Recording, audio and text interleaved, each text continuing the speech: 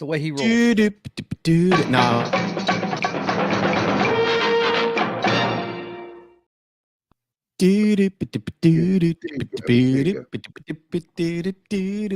See, Gary knows what's up. I know what's up. I know what's up. I don't want to know. I don't want to know. To show. Even I'm not too tired to show up. Goddamn right. All right. So, hi, Gary. How are you? I came Rough in with this a lot morning. of energy that I don't really have today, but yeah. It was a special morning. I got delayed because as I'm doing my normal morning ritual, baby girl decided to sit on my lap and absolutely refused to let me leave the bathroom. So I'm like, all right, see what. Finally, I just kicked her off my lap. I'm like, get the fuck out of here! I got to get up. Baby girl being your cat? Yes, one of them, but she's the main one. She's the I had a pussy joke there, a pussycat joke, but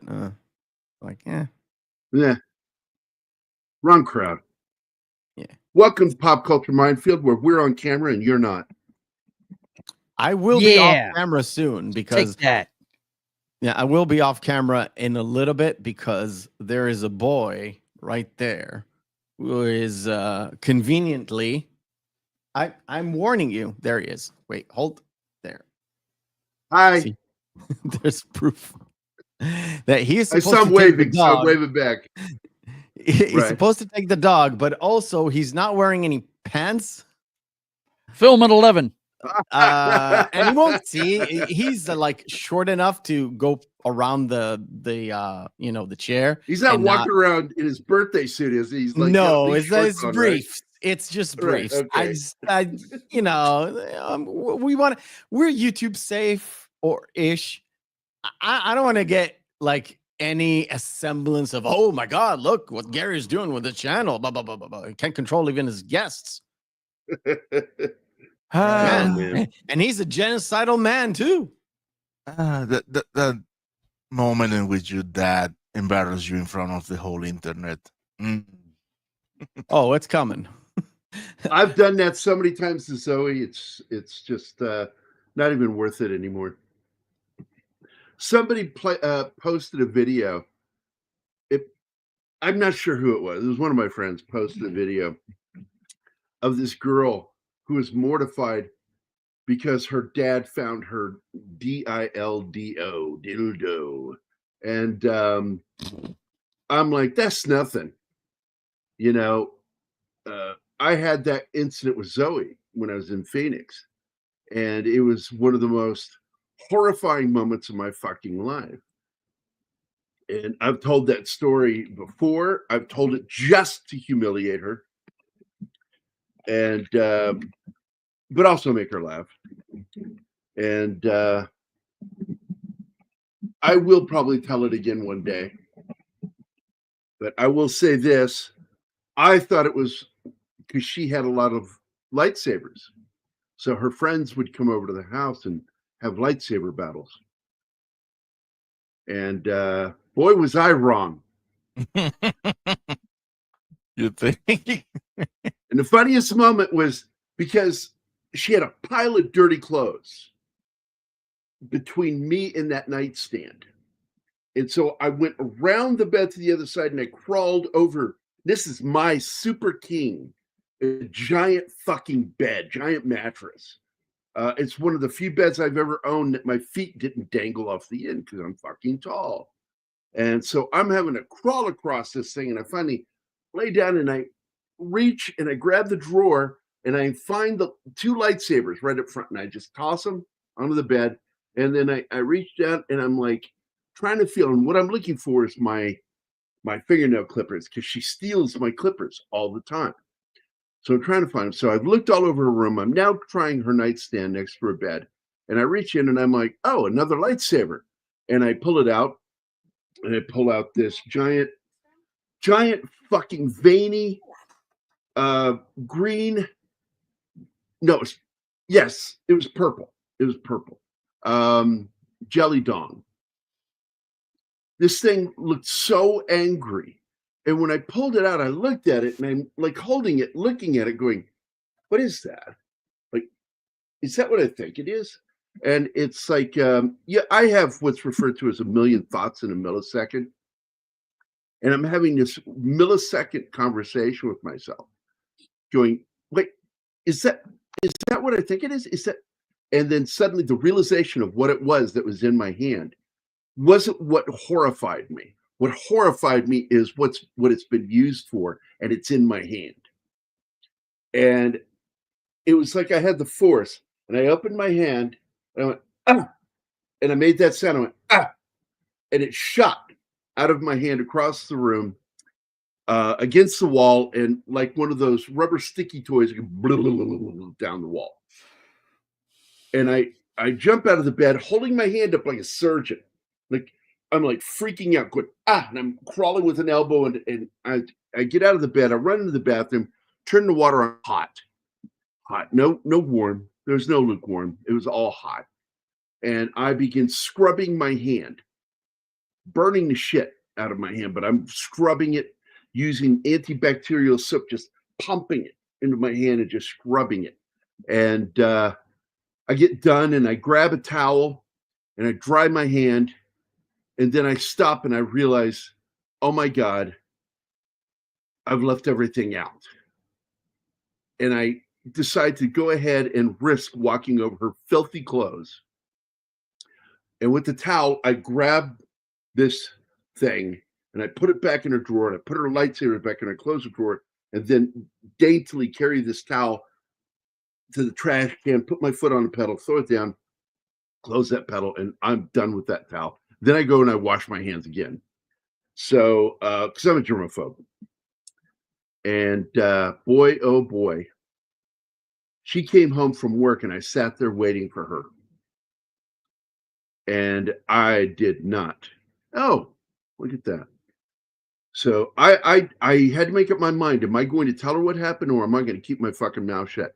And I decided that it'll be a growing learning moment for her. And so I began to tell her the story. When I got to that one point where I opened the drawer and found a third lightsaber, she collapsed on the floor off the sofa, just fell to the floor. She's laughing hysterically, crying, and laughing at the same time, losing her mind. And she goes, no. And I went, yeah, no. So there's more to the story. I came in right at the end of that story. Cool. Good. Yeah. I also found something of my daughter, but it's a bingo. And Bingo was his name. Oh, Thank you. Bingo. The movie is okay. I never got what the fuzz was about. Not my favorite movie. I'm sorry to hear that, man, because we like it a lot. I dig it. I think it's awesome. Inspired a really good series. Leave it to the U.S. Air Force to start a revolution on another planet. That's all. Well, of course it's the Air Force, because they're the ones behind Roswell. Right? My autocorrect is acting funny again. Well, at least something's funny with you, Tom. Oh, That reminds me, Gary, I've got something to talk to you about at the end of the like, if I ever make it to the end of the show, behind If the you scenes. survive it. Good No, morning, my wife Sword. just came in and there was a barrage of something. Okay. Good morning, Tom Baker. Good morning, Gambit. Let's see who else is in the chat. Let's see if we can work. we have a list. Oh, there we go. Country Shape Media, my favorite avatar. You know what? What?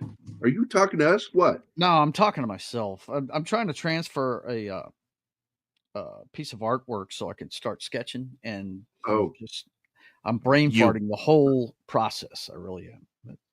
Outstanding. Yes. David Arnold composed Stargate. Yes. It was a big move for him.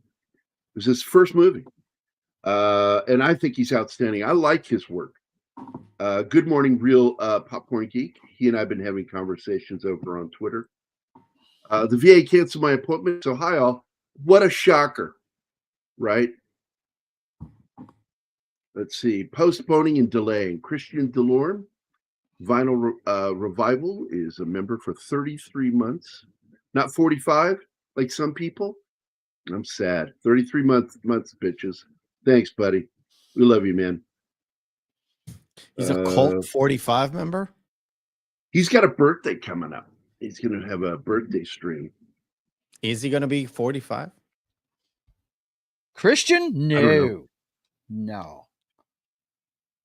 He's in his 50s. I think he's going to be like me and be 1,000,006 years old. Right. Slasher Fred is here. Good morning, Slasher Fred. Watching the movie, you realize how it almost feels like sci-fi version of Raiders of the Lost Ark. I think it takes elements from a few movies. Right. But yeah, I could see that. And I got to point out, Kit West worked on it. And what were the two films he's famous for working on? Return of the Jedi and Raiders of the Lost Ark. They did shoot in Yuma. They shot the film in Yuma. Yuma or Yuma? It's Arizona. I know it's Yuma. It's Yoma. I know. No, Yuma. And it's southwest. You, Gary. I'm in the mood today. You say it wrong. I correct you, then you correct me correctly. Fuck you. No, you, Gary. By the way, before you get rolling, guys, I'm really excited. I'm starting page 7, and this is one of my favorite panels ever. This is where he actually uses his eye patch to target the rotors on the helicopter and the 2 helmets of the guys inside the helicopter. It's a big splash. Nice. Well, it's not a splash page because you got a couple of panels on top, but it takes up 3/4 or 2/3 of the page. And I've been looking forward to doing this one. So anyway, go ahead. I'm sorry. I'm just excited. That's okay. Because the chat's getting ahead of me before I can say things. So yes, he did. He worked on all of them up to Daniel Craig. The guy's a really good composer. And I was going to say the soundtrack for this was awesome, man. It really was. He beat the shit out of everybody from the 80s all the way to through to the 90s. Because, man, when David Arnold took over, it felt like James Bond music again. God, there was this period from the late 70s all the way through to the 90s where they just could not do a fucking decent James Bond theme without trying to make it sound contemporary by putting the fucking funk in it. And I'm like, stop doing that. It's not your fucking theme. You know, and some of the James Bond themes annoyed me from the 70s through the 80s into the 90s, including even the 90s, because that first Bond film, that music was awful. You mean the song in the film or the theme? The music. No, the theme. Music. The theme music. I'm talking about a composer. What do you think? I know. I'm just don't remember it being that different. But, it's been a while. They always want to put that fucking funk to it, that fucking pop beat, and it just was awful. He didn't do that. He went back to the basics from John Barry and started working up from there. And that's why I respect him as a composer. Because he respected the original. Oh, hey, Joe, where's he going with that gun in his hand? If I had a dime for every time I've heard that, I'd be rich, Alpha. Thanks a lot, bro. Great song, by the way. I think I mentioned that last week. Yeah, if I had a dime for every time somebody asked you that question, I'd have about $2. Yeah, you would. On this show? Yeah. Yeah. Holger Gross, the production designer, went on to do the Chronicles of Riddick's production design. So really, I could see that. Yep. But Chronicles of Riddick was like 2009, 10. So let me go ahead. turn my fan towards me because it's starting to get warm in here already. It's morning. It's fucking hot out. So Roland, this is a cool thing. Roland Emmerich was inspired to make this story because he had read and seen the documentary Chariots of the Gods by Eric von Daniken. And but it was a slow progression because there was this neat thing that's not about it is about this, but it ends up going into something next. So the idea of the film of the same name released in the same year of 96 of the came from Roland Emmerich and producer Dean Devlin while they were in Europe promoting this film in 94. Reporter asked Emmerich why he made a film with content like in Stargate if he did not believe in aliens. And Emmerich stated that he was still fascinated by the idea of aliens and an alien arrival. And further explained his response by asking the reporter to imagine what it would be like to wake up one morning and discover a 15-mile wide spaceship hovering over the largest cities in the world. Emmerich then paused and turned to Dean Devlin and said, "I think I have an idea for our next film," quote unquote. And that really did happen. Kurt Russell was their first pick to play O'Neill, but based on the first script that they sent him, he turned it down because it was pretty bad from what I understand. They upped their offer and asked him again. He turned it down. Emmerich and Devlin were frustrated because he was the only actor they even considered for playing O'Neill. And then they realized that Kurt had been sent only the first draft of the script, which they knew had problems. So after they sent him the latest draft, Russell read it and then agreed to join the film. And when you think back, it's like, I bet you they didn't even have to up the money. And now they regret that. It's like, oh, all we had to do is send him the better script. So, Hey, and then I'm sorry. Hmm? No. That we have to address Christian Delorme's 2 super chat. Okay, hey. Oh, The first one- $5 Canadian. Jimmy's estate needs royalties from Joe's atmosphere. I'm on the older one. Oh, there's more than one. Yeah. Great. Okay. Oh shit, he's drinking beer again, and we're strippers. Come on, stripper money. Love it. Great movie, which solidifies Kurt Russell as one of my favorite actors. Yeah, or as my favorite actor. Yeah. And for that, you will have this. Pudding? No, thank you, sir.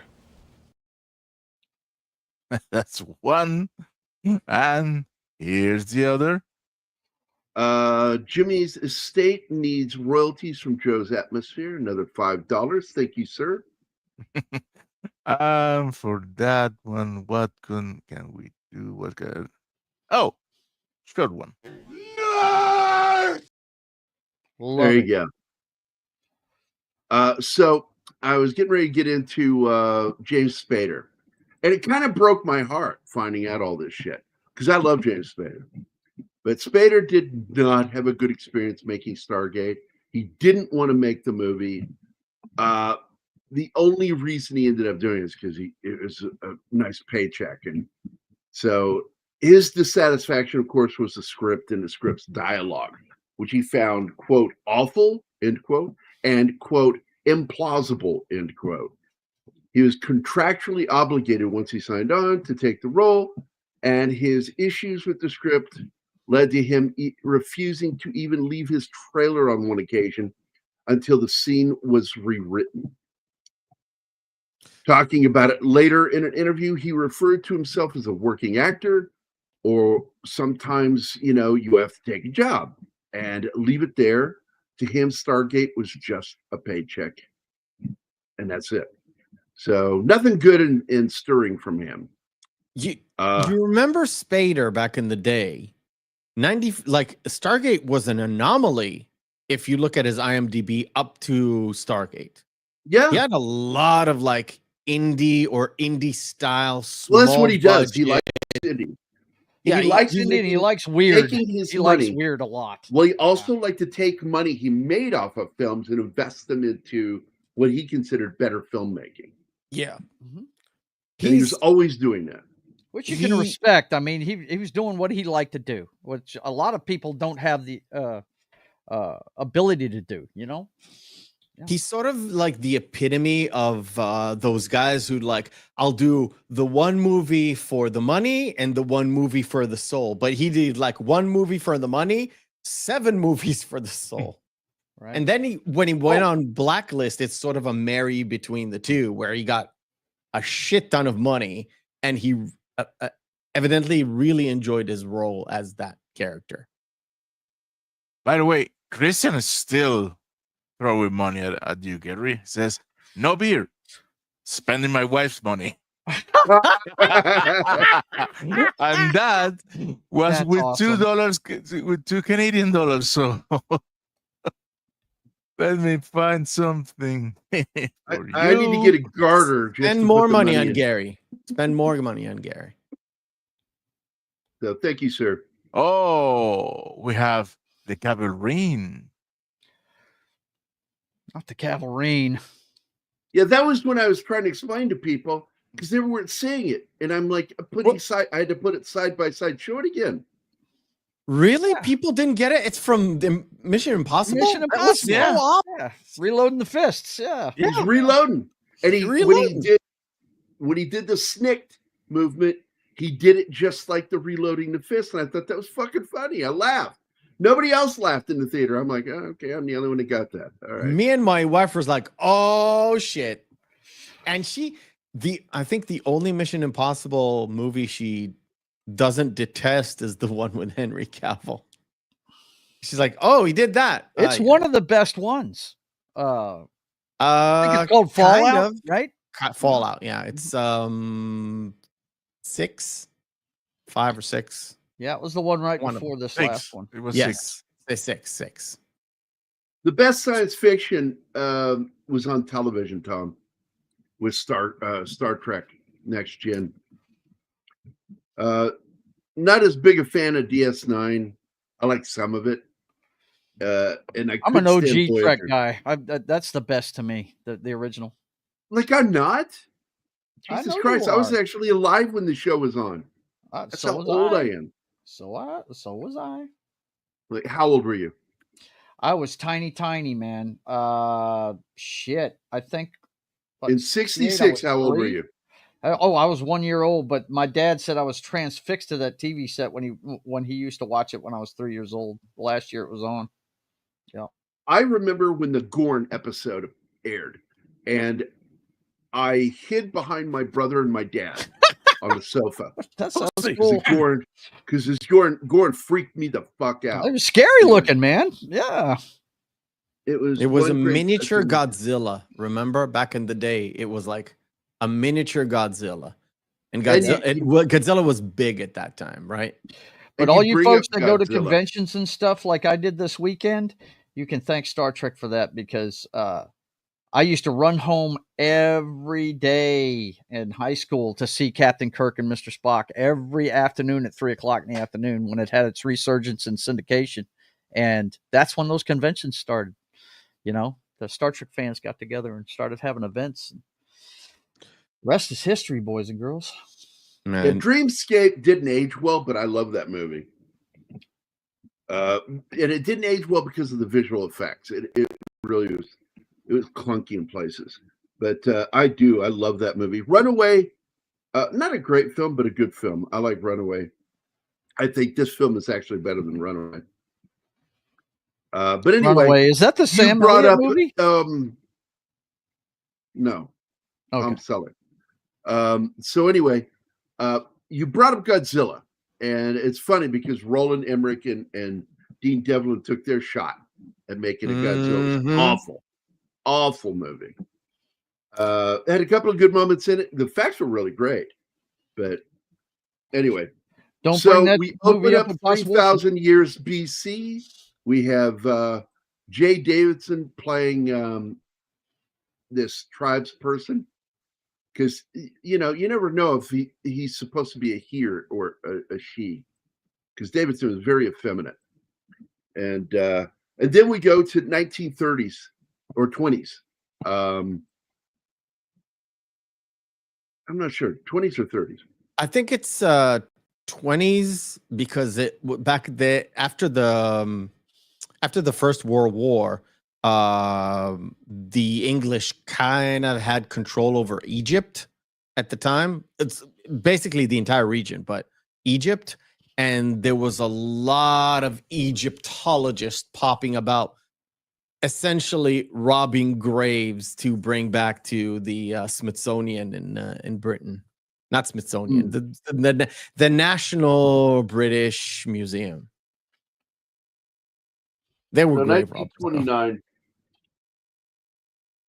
I think it's 29 in the movie. It was Giza, right? It's right around. Yeah, Giza. It's supposed to be the Giza Plateau. And they find not only a Stargate, they also find underneath petrified gods. They're not petrified. What's the word I'm looking for? Mummified. Mummified. Yeah. And it's kind of shocking. So that ends up being treated as wall art at the Cheyenne NORAD building. They don't call it NORAD in the film. They just refer to it as Cheyenne in the movie. And in the TV series too, they say Cheyenne Mountain. It is Cheyenne Mountain, but I do think they actually refer to it as NORAD in the series because they actually use the opening gate. And the Air Force actually worked with the TV show. The Department of Defense, they were friendly to the show's production. And SG-1, the TV series, later on picked it up as the Air Force helped you. We'll just make it into a storyline, and they did. Yep, it's actually a story within the story. It's funny. Yeah. So the funny thing here is that was my hairdo right before I went in the Army, and my hair. This guy's hair is exactly like mine. It was weird. I'm like, oh, I didn't know he could grow his, because he was always like blonde or something in movies, and he's actually a brown ginger. And I was like, oh yeah, okay. He's Latino too. What? He's Latino too. I'm joking, Gary. Holy shit. Sure. Whatever you want it to be, man. He has sand-colored hair. It's not really blonde. It's like dark blonde. A number of Air Force. I don't know what is she here? Is Anima here? She was muted before. Yeah, I know. Are you here? Anyway, she had a bunch of trivia that she wanted to talk about because she was excited about talking about how they used the Air Force. Yeah, I had to mute because Rocket Kitty was just too loud. Yeah, talk about some of that stuff that you loved about that with them using real personnel. Oh yeah, they loved being extras, and they told them after seeing some of the episodes, what you guys have is so much cooler than the actual thing. And then they showed them a photo of the door to broom cupboard that says gate room. I think it's still there. I like that they did that. That's funny. What you've got is much cooler than what we've got. And the next question should be, you've got a Stargate? You've got a Stargate? No, it wasn't about the gate room. It was the whole interior looks way cooler in the series than it does in real life. See, that's nobody's cool. allowed in there who's not personnel. All right, so I'm going to get back to Jay Davidson. Jay Davidson had just won an Oscar for The Crying Game, and he found being a celebrity just impossible to endure. So, as a typical self-absorbed prick, he projects it outward, and you're going to hear some things. So instead of saying no to the film, he chose to request an insane amount of money, assuming they would never pay him. He requested to be paid $1 million. $1 million. Yes. And they agreed. And he thought the Americans would say no. He did not understand Hollywood whatsoever. I know about the story. Hollywood I know whatsoever, about the story because every problem in the world, Hollywood believes all you got to do is throw money at it and it fixes it. No, it's not even that. They're like, wait a minute. So you're saying that we can have a hot actor, not hot in terms of beauty, as in it's hot in the presses. He's hot in the presses. Popular, right. He just won an Oscar and he only wants $1 million? Sold. Yeah, it's like, you know, on the other end, you know, you can imagine he's sitting there going, "Oh, I should have asked for more." Yes. His agent was like, "Why?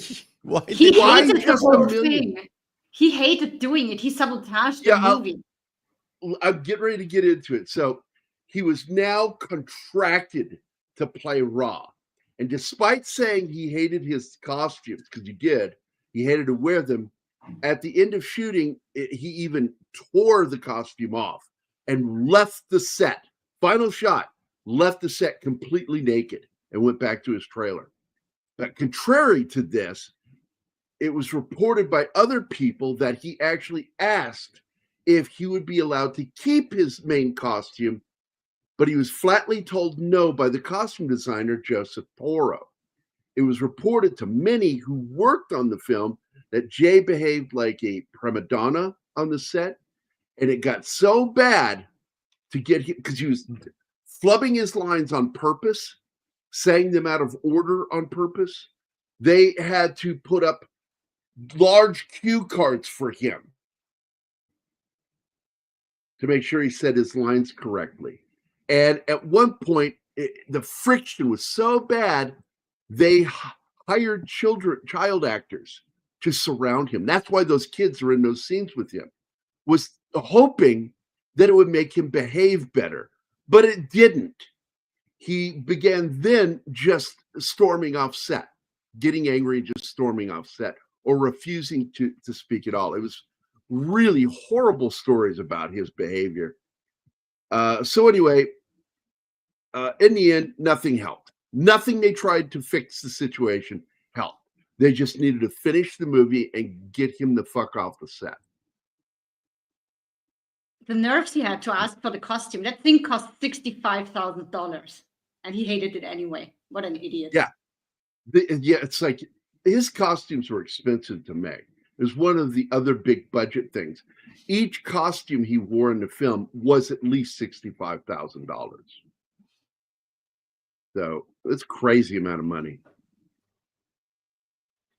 Are we moving on to the next comments yet? Because that's the same comment. I'm just saying he spoke no English whatsoever. And I was led to believe that at the end of the day, somebody just dubbed over what he said. Oh, in the movie, he doesn't speak any English. Yeah. He speaks that ancient language. Yeah. Which is... No, but they did decide, because his acting was so flat. He did it on purpose. He purposely tried to destroy the film by giving bad performances on purpose. So what they did was they gave him the eye glow to make him look scarier, and they created that modulation sound you hear with his voice. That's not dub. That's his voice modulated. Okay. I was going to say they did a really good job of adjusting all that, because the flat monotone face is actually kind of creepy with those glowing eyes. It really is kind of creepy. You know what I mean? Yeah. I think the movie works with the villain in this film. Mm-hmm. So, hey, good morning, Mr. Tickle Trunk. Good to see you, my friend. Long time no see. And yes, fuck you too, buddy. Fuck you too. I'm right here. So, there's a really good actor, by the way. So, I'll get into some of the cast here shortly. Oh, who is that? A cat. The cat. It's Rocket Kitty. I like my cat better. You know why? Because she has quiet mode. She has that too when she's asleep. She what little girl does, baby girl, she's so sweet. All she does is she chirps at me like if I got to get up to pee in the middle of the night, because I'm a guy and I can't stop drinking after 6 o'clock. It's not going to happen. So I get up in the middle of the night, like 2, 3 o'clock in the morning, go piss, and she greets me. She's at my door waiting for me, and I open the door, and she goes, "Burp, burp, burp, burp," and she just chirps at me. That's all she does. It's the cutest damn thing I've ever seen. Martin, are you here? He's here. I don't think he's here. He's I don't think he's he's here. here He's right now. muted. Well, I think he's doing something else because the chat's not moving. Watching this movie, you realize how it almost feels like a pilot. Well, the funny thing is they had planned a trilogy. And the problem was, even though this movie was financially successful, the problem they had was so many companies, studios, had their fingers in this that it became impossible to get a sequel. And the main studio got aggravated with this, and that is why we got the series. The only thing I don't like about the series, I thought it was dirty fucking baseball not to approach Roland Emmerich and Dean Devlin. Yeah, and the excuse is that they had no experience working for TV, which is lame. That's a fucking lame excuse. They have experience with that franchise, so. I think they wanted to make it as cheap as humanly possible in the first season, and Emmerich and Devlin would have either blown up the budget for TV, or would have taken a lot of money to their own production company. He's eating dinner. He's like walking by you slowly. Oh yeah, it's like, nobody can see me. If I move really slow, I'm invisible.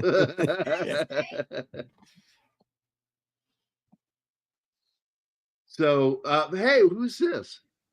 Ooh, File 13, Stargate and Alien Hunter are the same movies with the same main actor, James Spader, playing the same role. I'm trying to think. Have I seen Alien Hunter? I haven't. I'll look it up real quick if you want me to. If you would. Yeah, I love this. Ronald Emmerich, not Roland. Ronald Emmerich is a director who sells you the best hamburger in the world, but in fact, it's just an okay hamburger. Now, I'm going to say, I will not argue with you, but I will say that you're in the ballpark.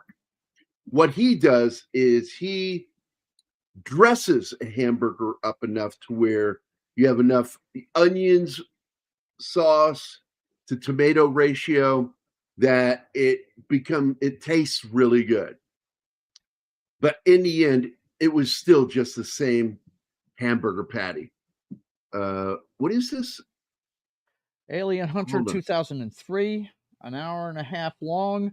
An alien black box is found in the South Pole where a government agency is conducting botanical experiments.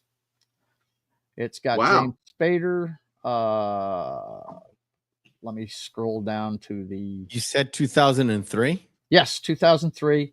Janine Easer, somebody I've never heard of, is in it. Trying to see who else.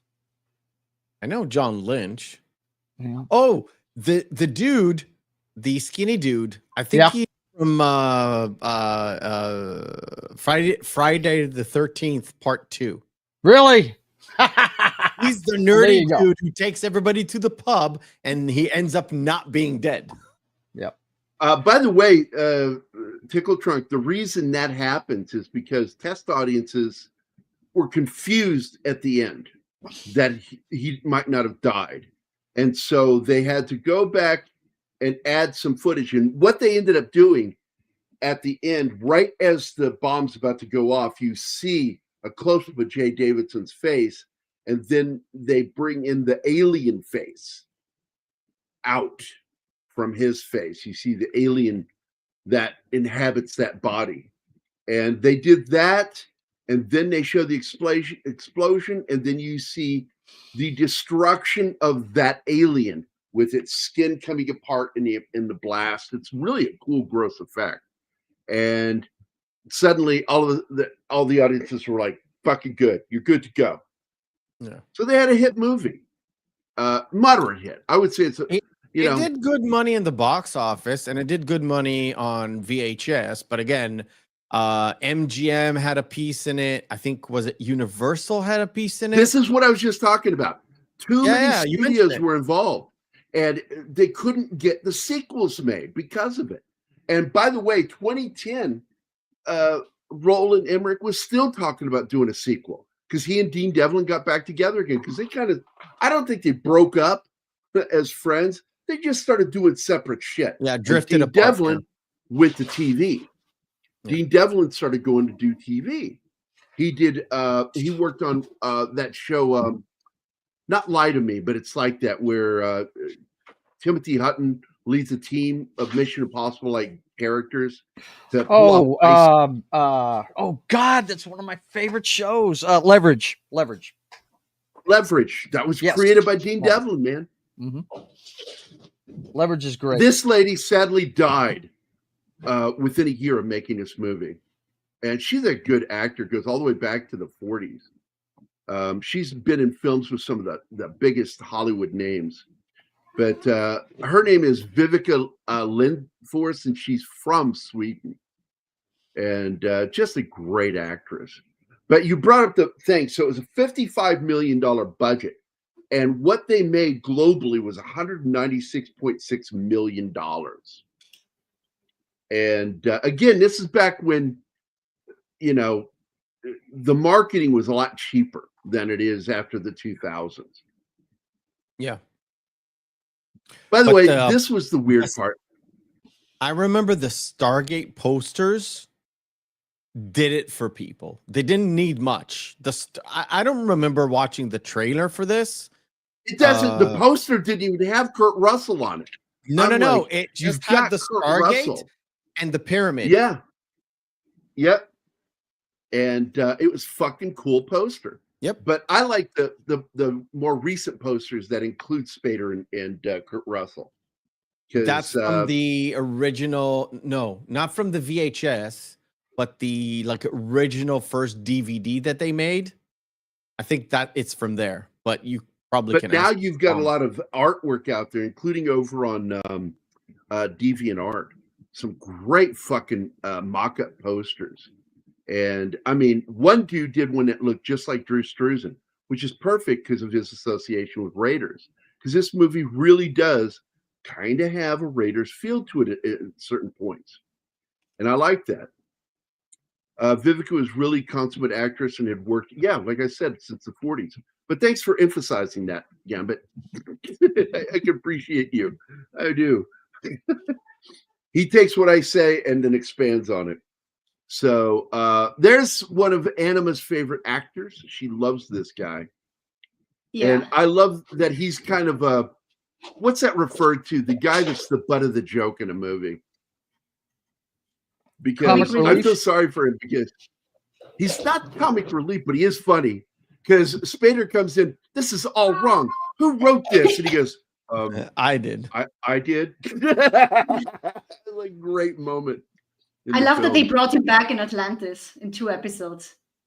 Actually, they brought several characters from the movie into the show, including one of my favorite, I don't know what to call him, because he plays Egyptians, he plays Greek, is Eric Avari. He plays Kasuf in this. And Kasuf was brought back for 3 episodes in Stargate SG-1.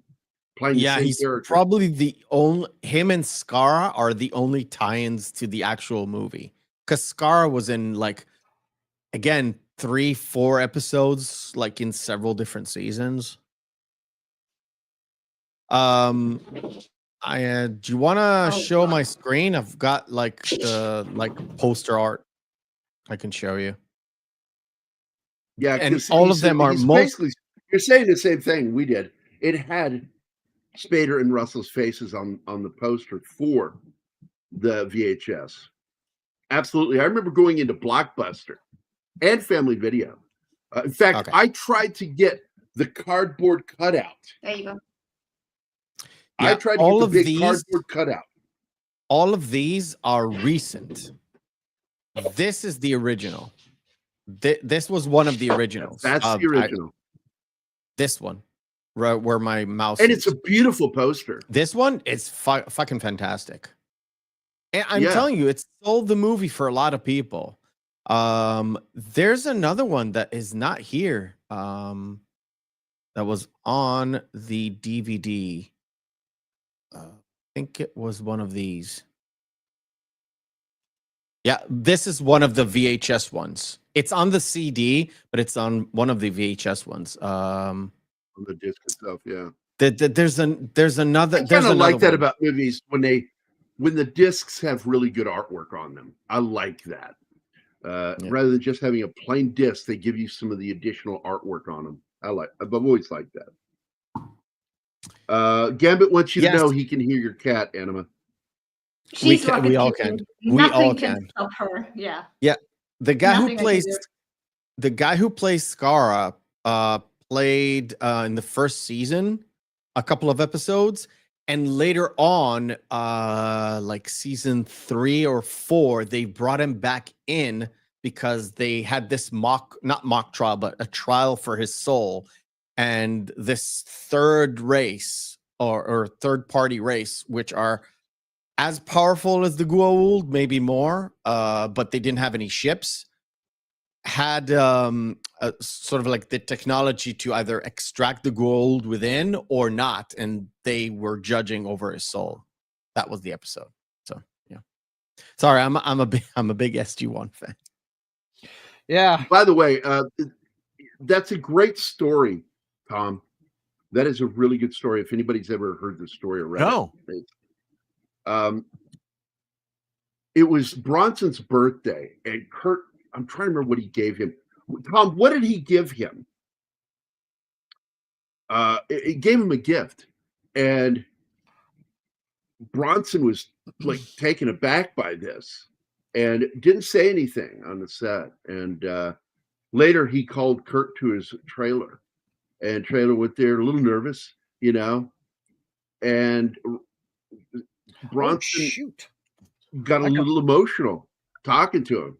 He says, I got so into what I was doing, I missed the clock. Guys, nobody's ever. See you, Joe. Go get your mom. I'll see you, buddy. Yep. Bye, Joe. Bye. So I think the movie was like the Guns of Diablo or something like that. It was back in the 60s, and he was still a kid. And I just know that he had never received a gift like that before, and he wanted Kurt to know that. And the two stayed friends. They had a close friendship from that point forward. Yeah, no shit. I just said that like 5 minutes ago. Real popcorn. You need to be on the show so you're like caught up with us. Maybe he's watching on replay. I sometimes do that, like watch on replay, and I'm like, the show is live. Behind where you. No. I should have played. The show is live. I do this too. But I go back like an hour because I want to listen from the start. That's what I'm talking about. Yeah, that's what I'm saying. It's exactly. You're going no, and I'm like, no, that's exactly what I'm saying. I will go to a live show, but I'll back it up, but I'll play it at 3 times to 4 times normal speed to try to get caught up. Sometimes even 5. But when you're reacting, the show is live, so there's a live chat. But you're reacting to something that happened. The chat's talking about something else, right? Yeah. Yeah, you got this. Is that what it was? That's what it was. Yeah. And we have Mr. Strickletron being sassy here. Good to see you again, my friend. You guys are freaking. Once again, I want to welcome everybody to Pop Culture Minefield, where we're live on camera and you're not. You're dead on camera? That's my new catchphrase. That's my new catchphrase. When Gary says we, he means us, me and him. That's it. Fuck the other people. James Spader played a shady character in the series The Mentalist. And by the way, Anima and I are both huge Mentalist fans. And we're getting ready to go back and watch the entire series again. Oh, you two are mental. different. It's been so long since we've seen the show that it's like I've forgotten stuff, and that's when you want to go back to watch something. When I first saw this movie, I didn't have all the footage that explained why the team sent the bomb with O'Neill. Well, the reason they sent it there is if these things are unfriendlies, we want that end of the gate destroyed. Yeah. And by the way, yes, he's agreeing. Geary is meant. That's true. You know, somebody ruined. I didn't watch The Mentalist when it was on back in the day, and there was a very crucial thing that happened. I think season 3. I'm not if people didn't see it, I don't want to ruin it. You should go and see it.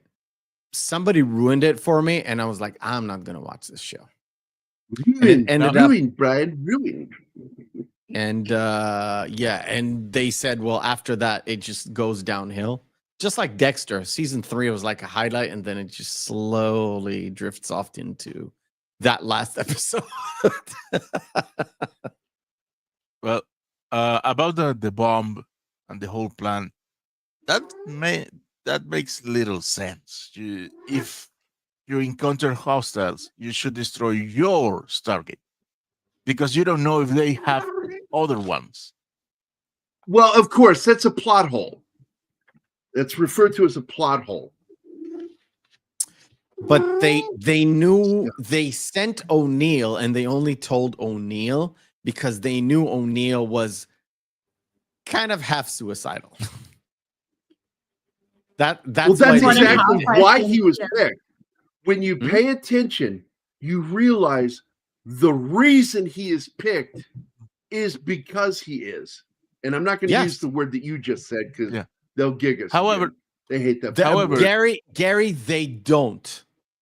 If you say that word or the R word, not about stupid people, about all I know is I have trouble figuring out why some of our shows get yellowed. Not because of those words. Not anymore.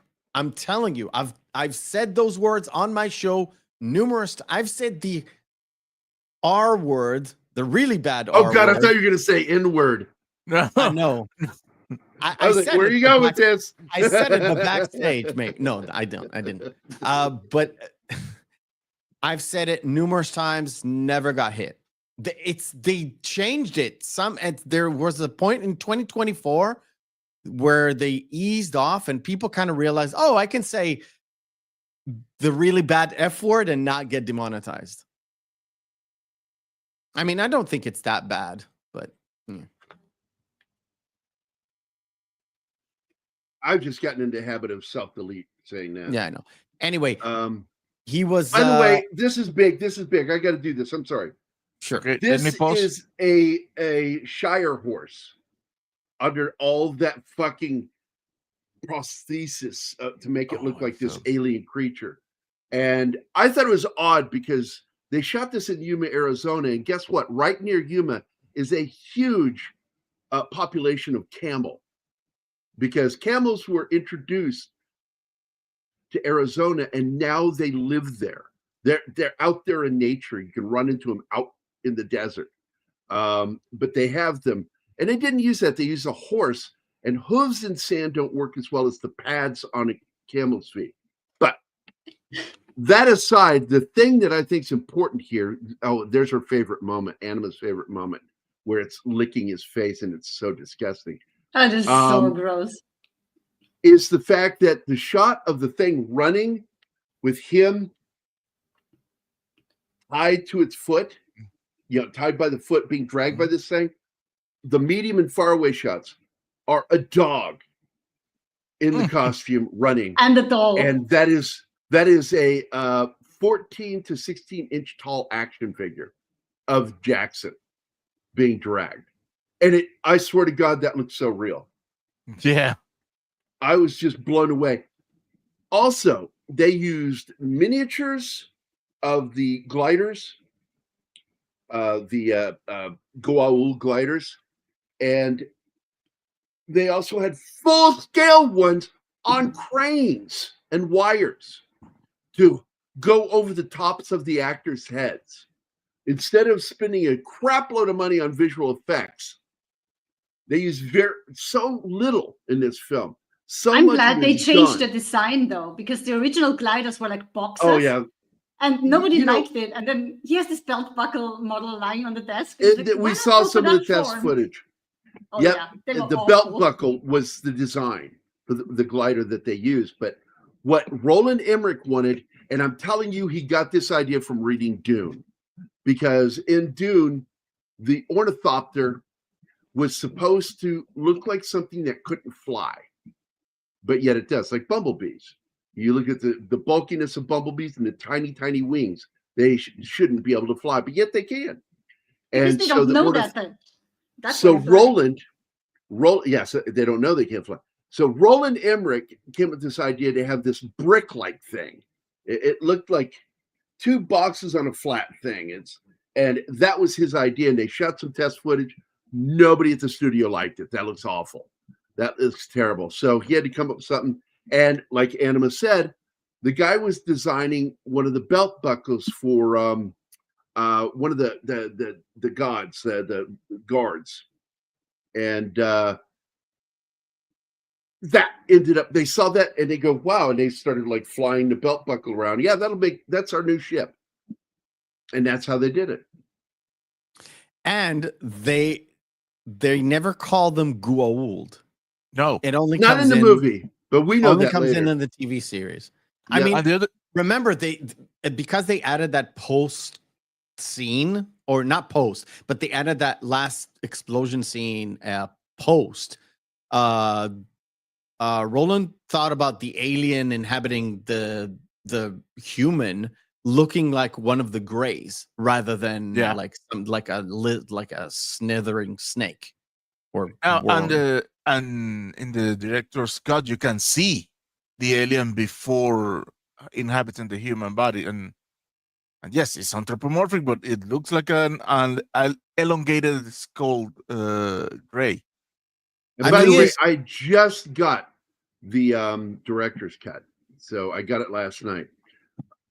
There are scenes that have been shot and not included in the director's cut.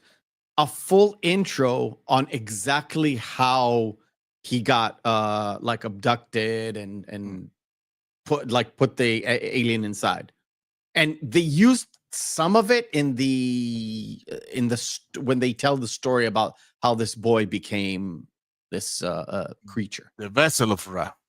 Yeah. So I wanted to tell you guys about this because this is one of the cool things about this movie. The exteriors of the planet Adibos, I think that's the name, right? Abydos. Was shot in Yuma, Arizona. But the interiors and a lot of the visual effects and the interiors for the spaceship, his palatial throne room, all of that was shot at the Spruce Goose Dome, which is also called, I think, the Queen Elizabeth, because it's parked right next to the Queen Elizabeth ship. So it's also called the Queen Elizabeth Dome, but it's the Spruce Goose Dome, the hangar. They used that as a studio because it was the only one where they could find the height for his pillars in his throne room. And it's amazing some of the shit they did, but shooting in Yuma had its own problems because they hit there at the peak summer heat, and it was also revving up to be dune buggy season, which you don't know. That's a huge thing there in the Baja area and Yuma. There's a lot of racing going on down there, and so they had big concerns of that while they were doing this. But they had no idea just how hot it was going to be. And it was so hot that props, that if they were in the sun, you couldn't touch them. Yeah. You had to take them in the shade to cool them off. And what they didn't count, and what slowed down a lot of the shooting on the exterior, was they had a dedicated cleanup crew that only cleaned up the sand after every single let's get shot. into this. Let's get into this because they actually tried. First, they tried industrial film fans, the ones you see on the big giant fans you see on movie studios. That didn't do it. Nope. So then they paid a shit ton of money and brought in jet engines.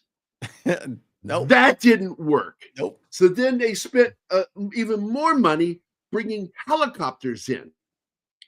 That didn't Nothing work. worked. So what Nope. did they do? They went back to basics and hired some people with brooms to go Yes. out there and sweep the fucking dune down after 30 every people. shot. That's the world's most I'm miserable telling job, you. I think. I'm telling you, comb the desert. Comb the desert. Go to the desert.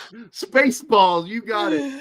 Oh my God. That's so fucking funny. I did the research for Stargate for the review, and I didn't go like into the weeds like you did, but that was like, and a large chunk of budget went into the sand cleanup crew, and I was like, sand cleanup crew?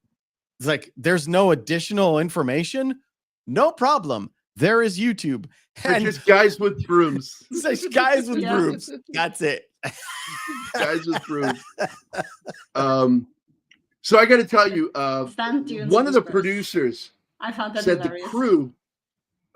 One of the producers said the crew was drinking up to 5 gallons of water a day because it was so fucking hot, and they were sweating so much. In fact, they sweat so much they didn't require pee breaks because they were losing precious water through sweat, and that's dangerous, man.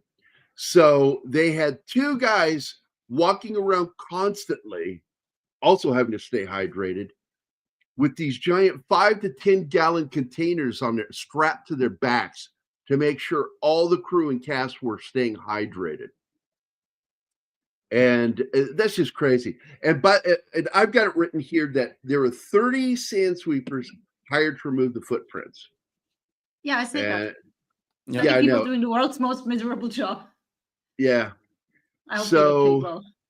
did that. Yeah, And here we go. So and the it took interior of Ross, a long time to do. and I didn't have time to make the clip because I wanted to make a clip, and it was just too much going on. The interior of Ra's palatial throne room was shot in the famed Spruce Goose hangar, also known as Queen Elizabeth hangar, or dome. Cast and crew had to wear special soft booties for the floors of the throne room. And there were booties that went over their shoes that were soft fabric to keep them from scuffing the fucking floors because it was so expensive and hard to keep the shininess up of these fucking floors. And on Fridays, to kind of let off some steam, they would have these parties that were called Decorate Your Booty Party, and they would put shit on the booties that they had to wear. And then there was a great image that I love of Kurt Russell running and sliding. And I'm guessing that's part of it is who could slide the farthest on these fucking booties on that floor. Great shit, man. I want to point out too that were they also wearing a white shirt and only short shorts, underpants, and also wearing you wear short shorts? I'll wear short shorts. No, they were wearing white, not white t-shirt, but a white shirt, sunglasses, and underpants. Never mind. I made a joke too. You missed it, so it doesn't matter. Production designer Patrick Titopoulos was the one who designed on paper Ra's costumes, and he based those designs off of classic Egyptian designs. So he tried to go back because clearly, and what I've always taken from this is the Stargate was there and in Egypt for a reason. That, again, going all the way back to Dunnagut's book, Chariots of the Gods, one of the ancient alien theories is that the aliens either created slaves in their image or they took slaves from somewhere else. And in this story, he went with that where the slaves were brought through the Stargate into Egypt, and those aliens became the Egyptians. No, it's the other way around. He went to Earth, found And us. stole them? Yes, and he used. I thought it was the other way. No, okay. he was poaching his slaves from Earth to how I forgot the name of the planet again. Abydos. Abydos, because here he needed a slave to mine the mineral that keeps him alive forever. Nakwada. Sorry, I know everything. Dude, you're more than welcome. Yes. Oh, this one's for you. They were looking for cheap slaves, and they found this humans that were unaffected from the Nakwada. So they bred them and took them all over the place. That's why when SG-1 moves through the Stargate, you have different eras of humans. It's a story plot that are woven in order to not create like in Star Trek, create like a new alien race of the week. It's just easier to just, okay, we have the Goa'uld, we've got their Jaffa, we've got humans that have been scattered because of the Goa'uld, and one or two like big alien races. One lessons from the IDF told the U.S. logistics in 1990 that you couldn't acclimate the desert by reducing water consumption. Rather, you needed to make sure that you always provide enough water. That is correct. I'm not sure the IDF told them that. I'm pretty sure it's regular logistics. But I wouldn't be. I trust Alpha's info. I trust his info. I wouldn't be surprised if it was. Most of my time in the IDF, I was located in the desert, because in the desert you have the best like fire ranges, and you can do a lot of live fire ammunition training because there's nobody there. Check that one out. Yeah, yeah, exactly. So the water discipline is insane. You're like, okay, it's been 60 minutes. Time for a canteen. It's like, really? The whole canteen? Yes, the whole canteen. Hey, Hammerschlag has dropped in too. Jafar's, and by the way, I saw you were here, and I didn't say hi, and I want to say hi now, Penny. Hi, Penny. Good to see you. So, by the way, you see Kurt Russell smoking in this movie a lot. And at the time, Kurt Russell was still a smoker.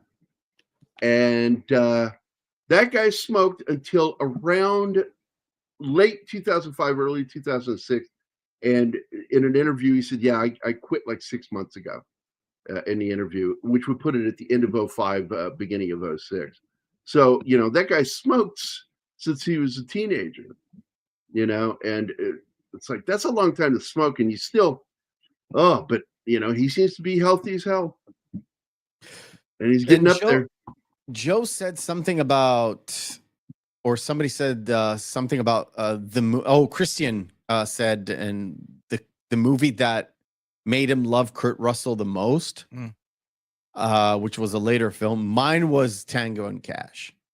I mean, I've seen Big Trouble in Little China, and I love it. But the one where I'm like, I'm in love with Kurt Russell forever is Tango and Cash.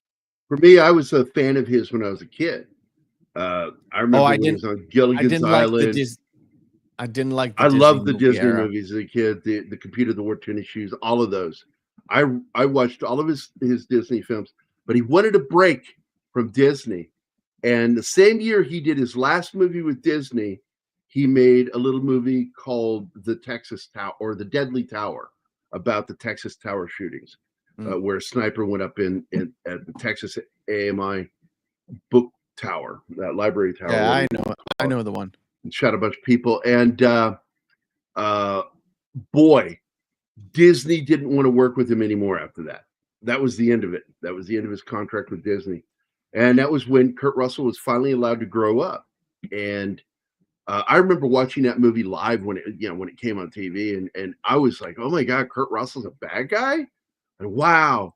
Then he did a little movie called Elvis Presley, which was really good, with It was a two-parter, but it was still a movie with John Carpenter on TV. And then he did a movie that changed me for forever. Used Cars is great, by the way. I love that movie. I own it. I will watch that movie. If I need to be cheered up, I'll watch that movie. It's a fun movie. But it was Escape from New York that cinched me as a serious Kurt Russell fan. That movie was so fucking cool. Snake Plissken, man. Fucking badass. Going back to it, Kit West, like I said, was the visual effects supervisor on this film. He oversaw all of the miniatures. He oversaw every aspect of the visual effects for this film, from the miniatures all the way to the blue, because I think they're still using blue screen at this time, but it's the 90s, and that's when they started using green screens. But either way, what they shot with was what they used, and he supervised all of that.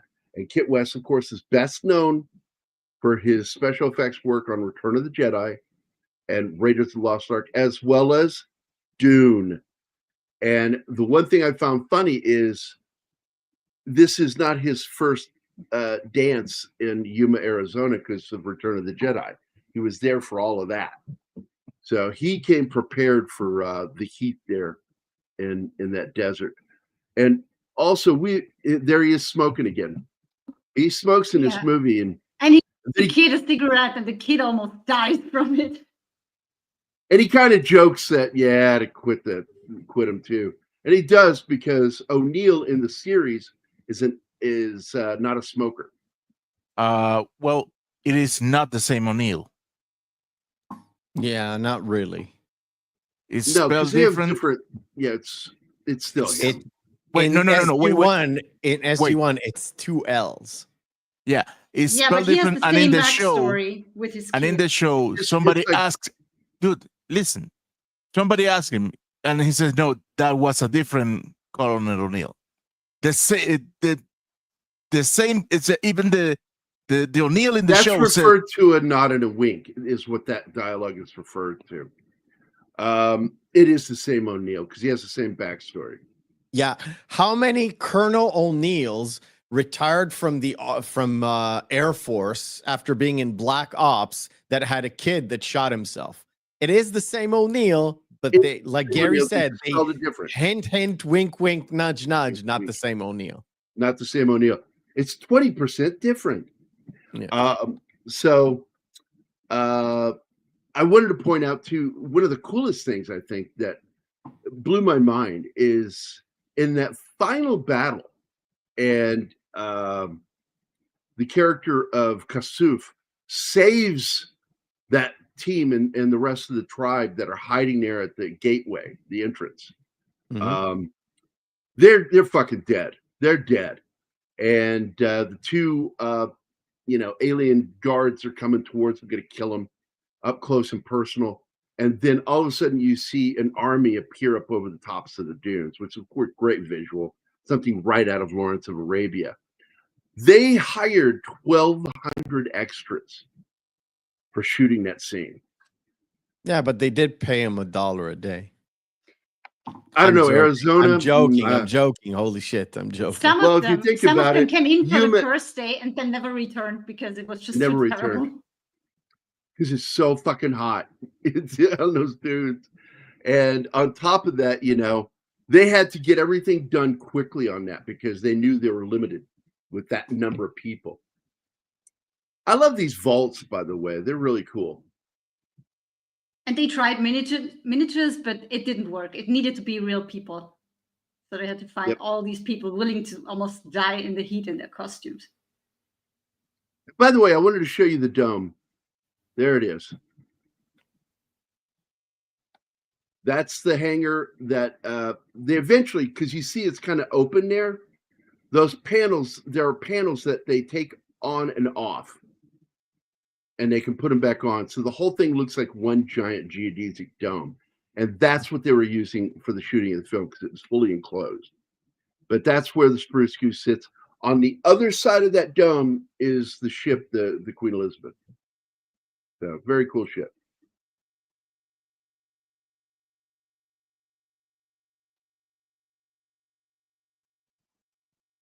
You had John Deal, who's kind of came up in the 80s. He was also on a story called Miami Vice, wasn't he? I Was- don't was know it who John you're Deal? talking about, but okay.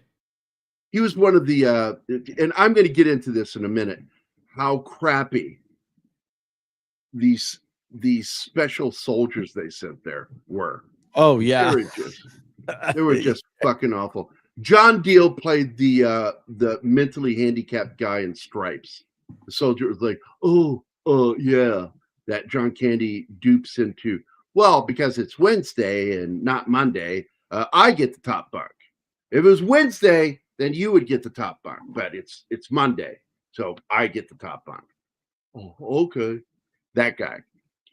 John Deal's a very good actor, but he was all over the place in the 80s, and I seem to remember him having a stint in the series of Miami Vice. And yeah, no, he did. He played one of the detectives, one of the main detectives in the series that worked in the same office as Tubbs and what's his name? That thing looks like a fucking Muppet. I swear to God, that face, that fucking camel creature. So, of course, there's so many quick things that are done in this film. And all of them, when you sit down and you really think about it, just a lot of plot devices in this film, which I'm not a big fan of plot devices. So this tribe in itself is a plot device. And because, there's the alien's face right there. It's ew, that's gross. And part of that plot device is this girl, because she knows the ancient language. They're not supposed to. They're not supposed to have a language at all. They're not allowed to write. And but she knows how to read it, and it's because of her that she helps Jackson figure out. And yes, he's the same Jackson from the series. I don't think they're not allowed to speak, Gary. They speak amongst each other. She Yes. doesn't read it. She doesn't read it, Gary. He tries to. Like Daniel reads it from the thing. He says the word and she corrects the words. Yeah, corrects the words, and then the pronunciation is what she corrects. When he draws the pyramid, she erases some of it in sand and then corrects what he was doing with the circle and with the shapes around it. And he sees that and he's like, oh my God, I found my answer. And it's a great little device. I think that it's not one of those ones that beats you over the head. So that's why I tolerate it, because all the little devices used in this film to move the story forward are actually good. They're likable. And Disney 100% ripped the scene for Atlantis. Oh, absolutely. Who didn't see that and think of this movie? Oh, well, probably people who didn't see this movie. But everybody who's seen this movie that saw Atlantis was like, that's from Stargate, you thieving pricks. That's what Atlantis? The animation. Oh, I never saw it. It's the thing that annoyed me.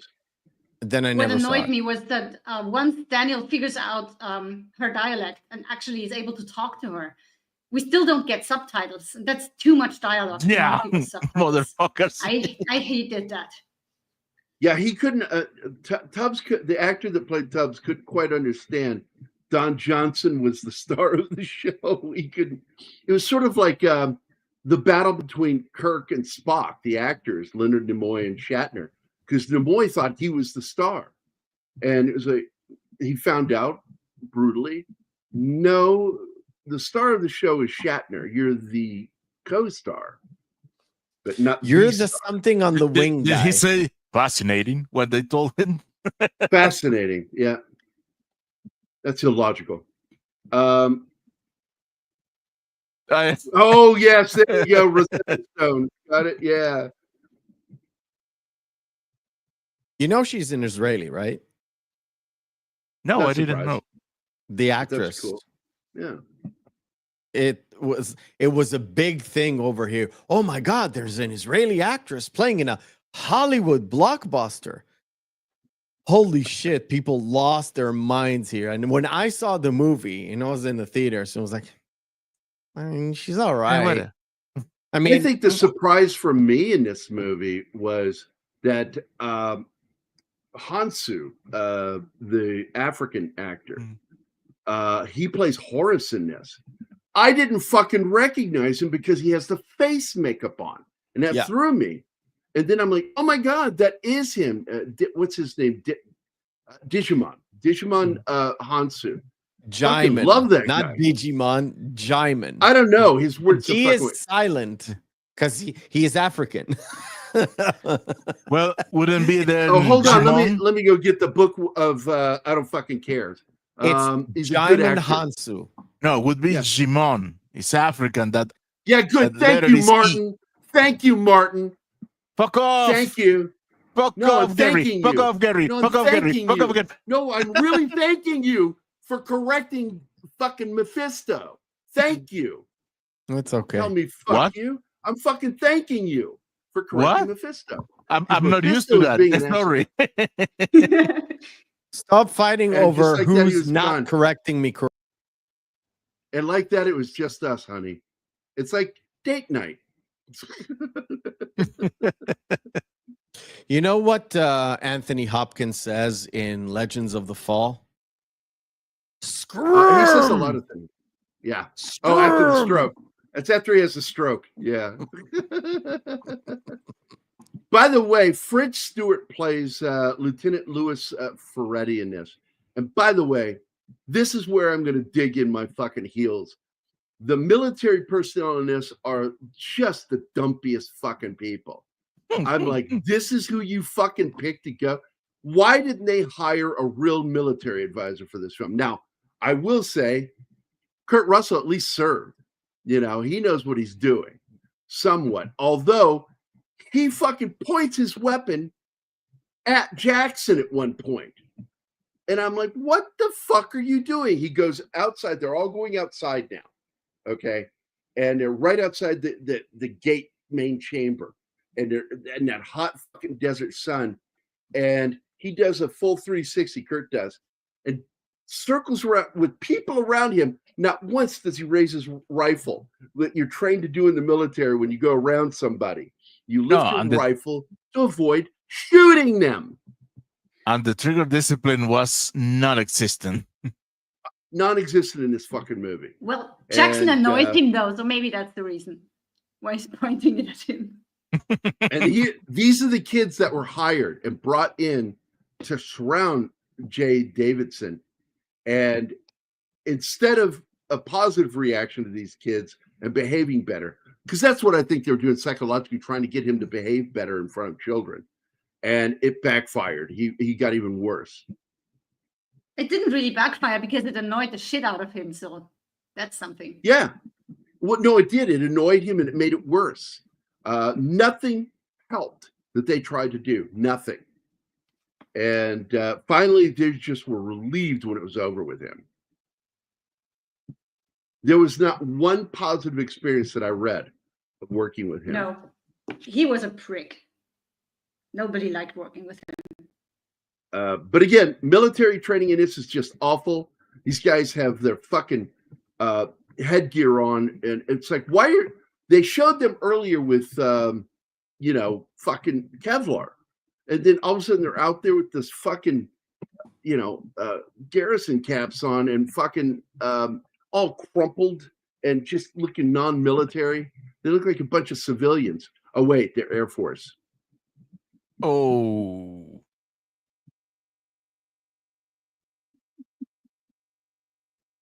Played Revbem in Andromeda, played Ferretti in the series Brent Strait. Oh, okay, cool. This movie is rather good. I must have been in a bad mood. I couldn't imagine that, Tom Baker. Yeah, imagine Tom being in a bad mood. It's never happened. Yeah, I love you, buddy, but you can get testy. So some of the other actors in this thing, let me look this up here for a second. He risks every day crossing Van Damme on the street. So Leon Rippey is in this, by the way. He plays the part of Major General West. in this movie. He's the guy in charge of the Stargate there. And boy, oh boy, I love that guy. He is in so many cool fucking movies. And, you know, if you guys remember, he's the surgeon that gets blown away in Universal Soldier that wears the glasses. That was him. He's also Wade, one of the villains in Eight-Legged Freaks, the Spider movie with one of the Arquettes. And he was the angel in Saving Grace. Yes. Yes. I fucking love that guy. Oh, he's in Deadwood too, by the way, and the Deadwood movie, when they came back and did the follow-up film. I love that guy as an actor. And he was in The Next Generation. Remember when they found a ship with a He was lot from the past. Yes. Yep, from the past. He was the one. He was the pain in the ass that kept complaining about everything. Yeah, he was the guy is a great character actor. Was a Texan music producer, I think. His character. And So boy, that was pretty he... much. That was the end of the names that were in the movie. Worth mentioning. French fucking Stewart. What a weird dude. But I got to tell you, in the fucking movie, he played the alien. Yeah, he played it. He's always got his eyes closed. You know, he always looks like he's walking around with his eyes closed. He looks like he's standing up sleeping. He was cut in this movie, man. He actually, like, everybody was in shape in this movie. He was still like unbelievable as a soldier to me. Yeah, absolutely. Even back in this was like pre Third Rock from the Sun days. Because I've seen this movie in the theater. I was young. Yeah. I was like 11. This is a few 11? Years before it. This is 95? 94? 94. Not 94. Shot in 93, released in 94. Yeah, I was King Tut. 13, 15? Something. Don't remember. I was born in 79. When did it come out? In the year. 94. When in 94 did it come out? Do you remember? Like November, like it's a Christmas thing, or it's a blockbuster like May or something? I don't remember. Just release date. Because whenever it was released in the US, 2 months after, 3 months after, that's where it hit us. Because it always took about 2-3 months. October. Guys, I was away for a long time, so I need to ask, did we talk about Erika Bari? Yes. Okay. Twice? Okay. Remember, I wasn't here. Okay. I was 16. So it came out like early 95. Yeah, I was 15. October. 15 it was 16. October. No, October in the US. In the year 2525. It means it came out around January of 95 for me, probably. Okay. Yeah, back in the day, you had to, we had to wait. Andy is here. Really? I haven't seen him. I haven't seen him. No, Andy's not here. Europe didn't get it until beginning of 95. I don't know why. Yeah, because we had to have it translated and you guys had to have it dubbed. Oh, look. Once he won the Oscar, he became so fucking pissy about his life. Like, people are paying attention to me. People are, and he just went on and on and on. And so he tried to get out of making this movie and made a mistake, got paid a fucking ton of money, and walked off like he's a prima donna prick. I really cannot stand this guy.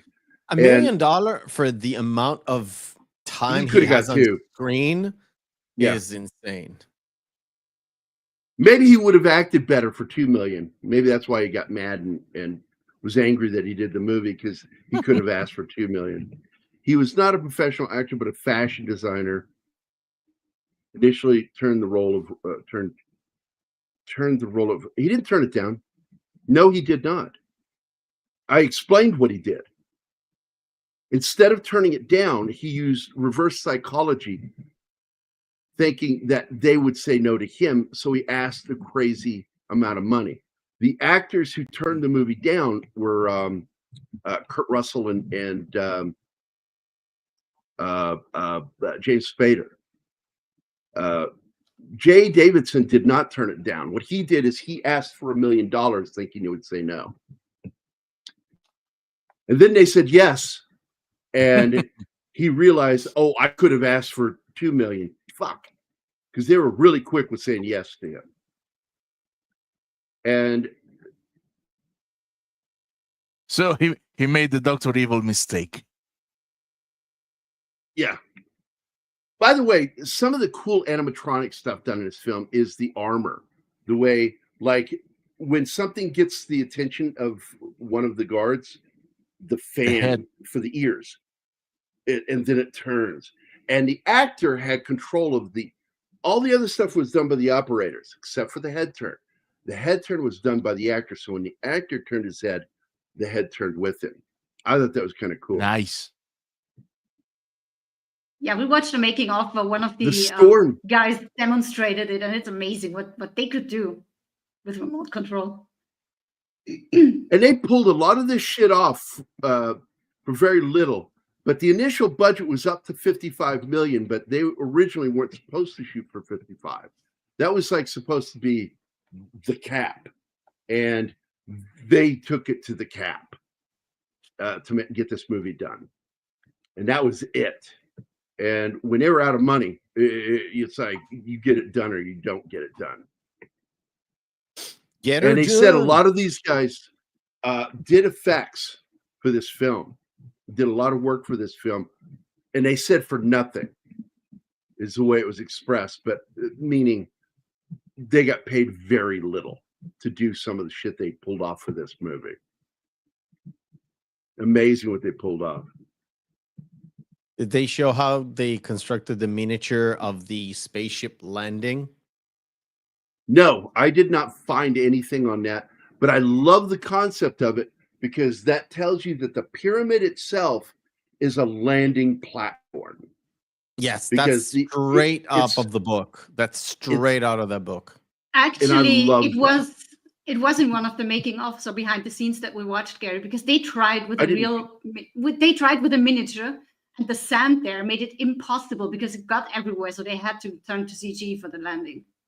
No. There's a shot where you can see up close and personal. That was done by a miniature for sure. Yeah. And I said, absolutely. I'm not sure. There were some shots that were miniature. I'm not sure it was in the behind the scenes, but the long shot, that was CGI. There is CG in it. There is CG in the film. Some of the stuff they pulled off, though, was so practical, like the water effects for the gate was brilliant.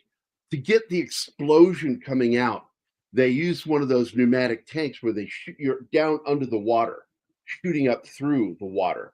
And that water they had an air compressor that shot a blast of air into the water, and they filmed it. And that's that explosion. And then it would collapse. And as it's collapsing, it would cut to the other angle of the gate, and you would see it do that twirl and then come back, and then it would go smooth. And the smooth part was CG. The smooth looking water that you see on the gate was all CG. The other thing they pulled off that was so beautiful in this film is when they go into the liquid, and that moment when Jackson, because I love the way Jackson does it. First, he puts his fingers in and he smiles, and then he dips his face in. And the way they got that is they realize that water is a mirror when you shoot from underneath.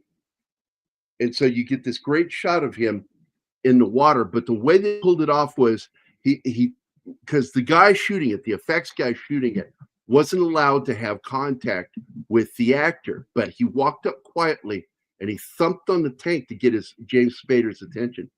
He says, when you put your face in and the bubbles go away, what I want you to do, and it'll look really great, is open your eyes. And then pull your head back because they shot it backwards. And so it looks so good because he goes in with his eyes closed and then he opens his eyes and then he gets pulled into the Stargate. I fucking love that effect. I have an emotional reaction to that shot. And it's all it is Star Trek. Sold the movie. It really sold the movie. What's really going on there is Star Trek beaming. It's pretty much the exact same thing. You're being pulled apart and sitting through this fucking wormhole. You see that on screen, actually. That it's been a long time. Apart. We have talked about doing it, but I got to tell you, Real Popcorn, I love the look of Event Horizon. I didn't like the movie itself because it was just Hellraiser in space, and then they did a Hellraiser, and then they did a Hellraiser in space. But he's not talking about the movie. He's talking about the Event Horizon of the Stargate.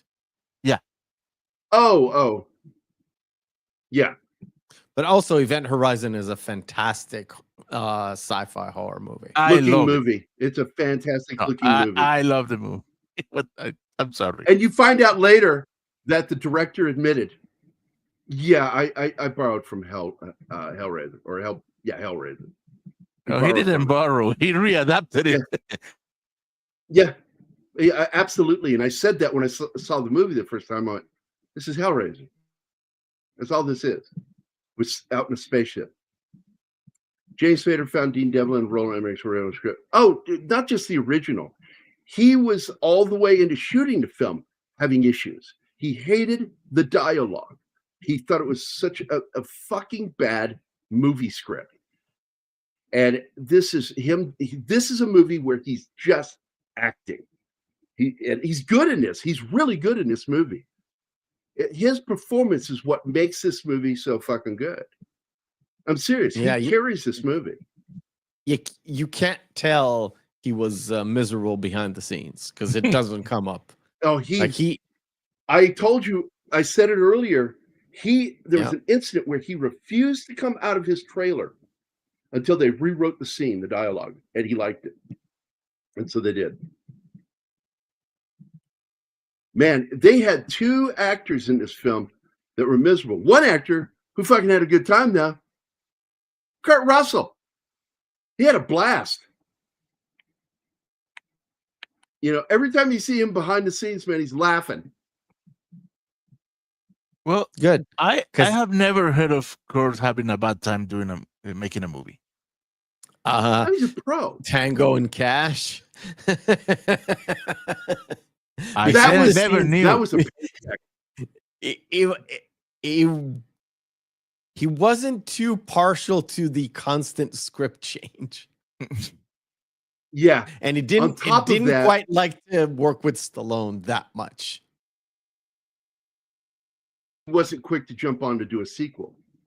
And I think that the whole thing was like it was a paycheck to him. That was one of those jobs where Kurt was paid to do that. Yeah. But I swear to God, watching that movie and watching some of the behind the scenes, he's having fun. I don't know what it is about that guy. He always finds a way of making everything fun. Oh, Gambit, look, man, I love Kurt Russell in this fucking movie. But if James Spader had dropped his performance even a tenth, this movie wouldn't work. It's his selling of that character that makes this movie work.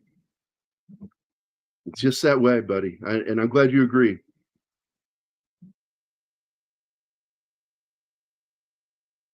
And I was still in the Army when this came out. I was National Guard. Reserves at that point. By the way, when we watched the film, we watched it without subtitles. And apparently, one of the original ideas for this film was that they didn't want subtitles for what they were saying, because it's sort of like what they did with the 13th Warrior and another film Kit West worked on, by the way. And basically, in that film, they're talking Norse, ancient Norse. And just like the main character, you don't know what they're saying. And then suddenly, every once in a while, a word will come through in English. And then eventually, as he picks up their language, we now understand them. But in this film, there were subtitles, and we, for some reason, the copy I had did not offer it, and I thought that was stupid. So we watched all those scenes, kind of being like not knowing what the fuck they're saying. They originally didn't have subtitles. They went and added them because apparently people were complaining. But at first, they wanted the audience to have the experience that the military guys had, and only Daniel could understand them. But I'm like, we're the audience. You give us that much dialogue, you make us understand what's happening. Well, I wish they had done what they did with 13th Warrior, that by the time Daniel understands what they're saying, they all speak English.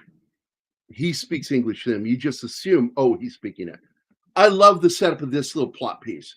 Again, this is a plot device, that fucking handguard with the button jewel. I love this movie. Is chock full of little plot devices that are used in a way that I like them. Because so often plot devices are annoying because they usually detract from the story. But in this one, it manages to actually help carry the story forward.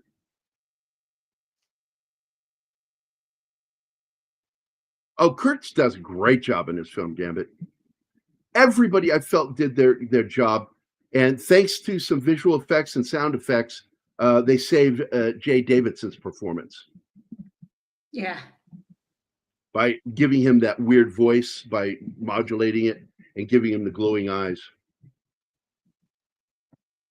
Okay, look, man, I want to do that movie. I do. I think it'll be a Wednesday movie.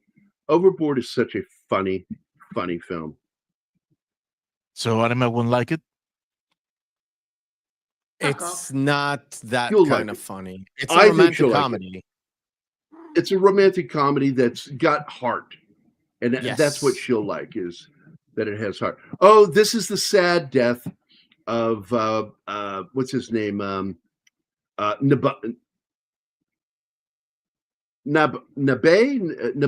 Yeah, Nabe.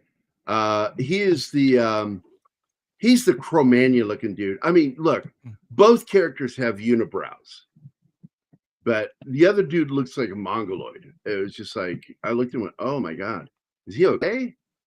He looked like he'd been dropped a few times as a baby.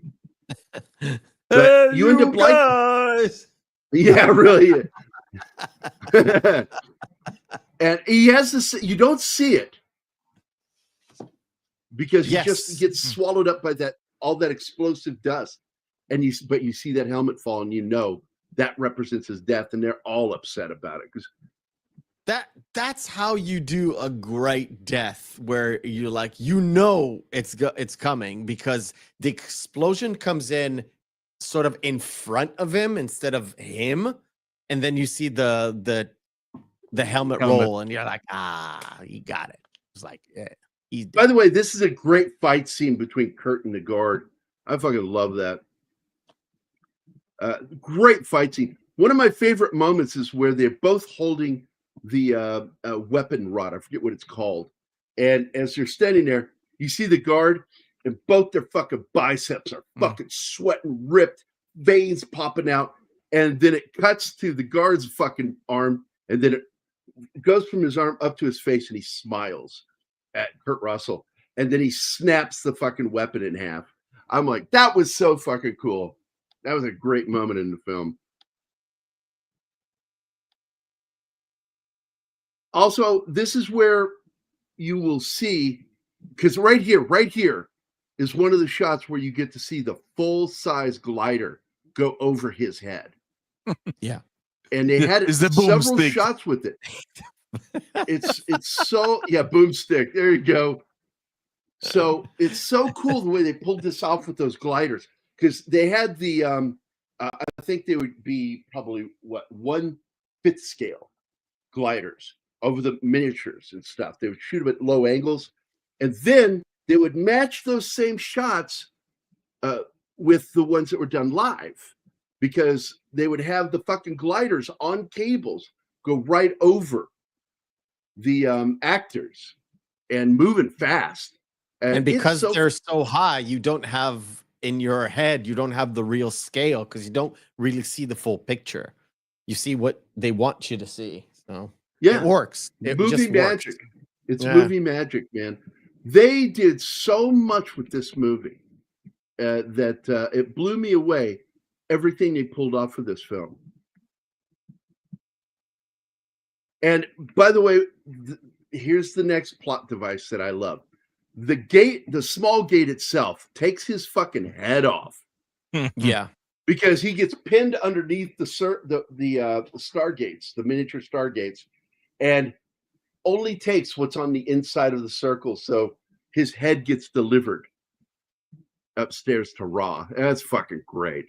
Yeah, and but it's so gross, but it's great. I have a nitpick with that. Because the head materialized dead, he should have been at least moving the jaw and with his eye. Yeah. Come on, man. They already pulled off a lot with a little bit of money. And the to other be fair, cool thing that was very little blood because it was PG-13. Oh, there was no gore. There was no squirting because blood would be still pouring out. There it is. Yeah. He sees the head and he begins to cower back because he understands shit's over. All of his guards are dead. Now it's just him. And the others had the bomb and control of the gate. And what's so funny is it takes them forever to come to they're down to seconds on the fucking bomb going off. 45 seconds. And then both of them look at each other. They both see the Stargate transporter and they both think the same thing at the same time. And then they say it at the same time. I thought that was a great moment. And even though they should have come to this conclusion quicker, because it was obvious that's what to do. Because I remember sitting there like thinking to myself, put it in the fucking gate, put it in the fucking gate, put it in the fucking gate, The Bay actually survived. Oh, I never read the novel. There it is.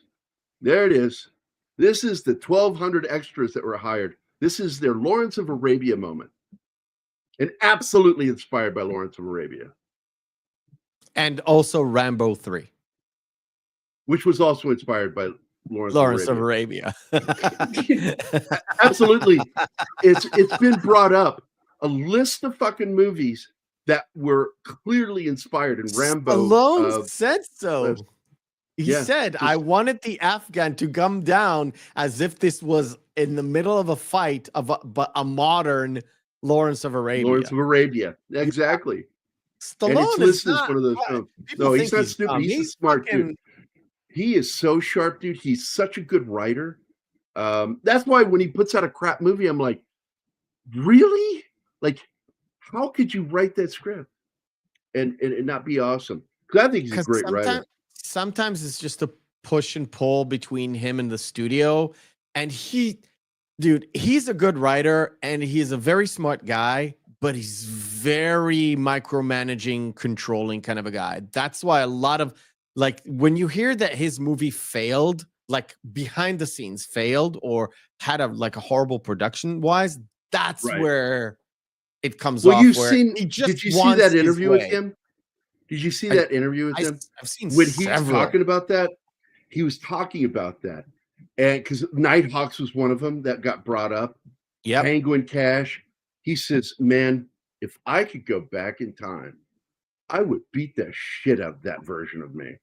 Yeah, I would just knock him out. Yeah, because he's become such a more lighthearted guy. As he's hit his 50s and 60s, he started lightening the fuck up. And now he's just really laid back about everything. That's why I love seeing his friendship with Schwarzenegger.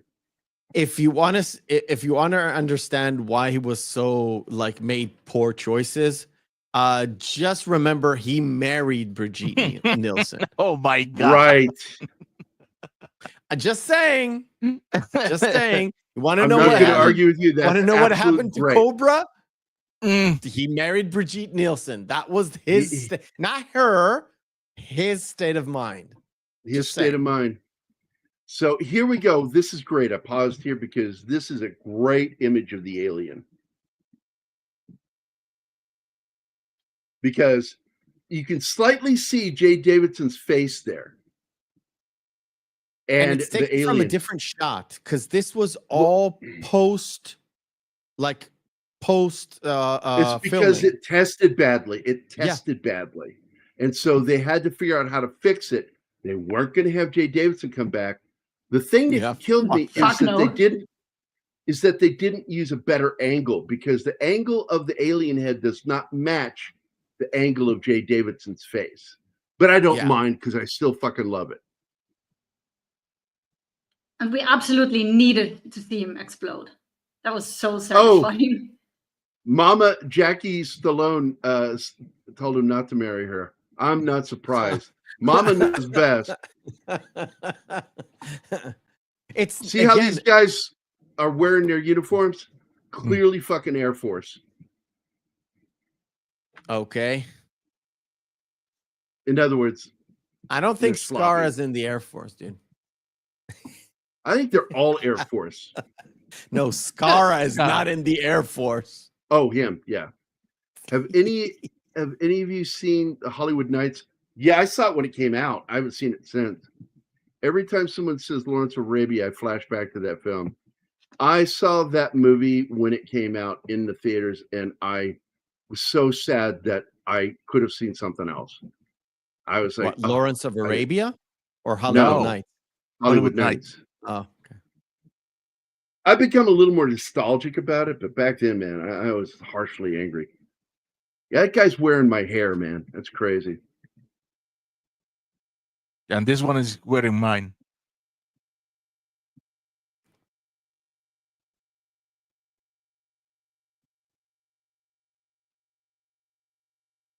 Okay. Gary's just watching the slideshow. Yeah. No, he's watching knows God what. God knows what. No, I'm doing something. So, yeah. Squirrel. He's not running the show. No, He's I'm doing something.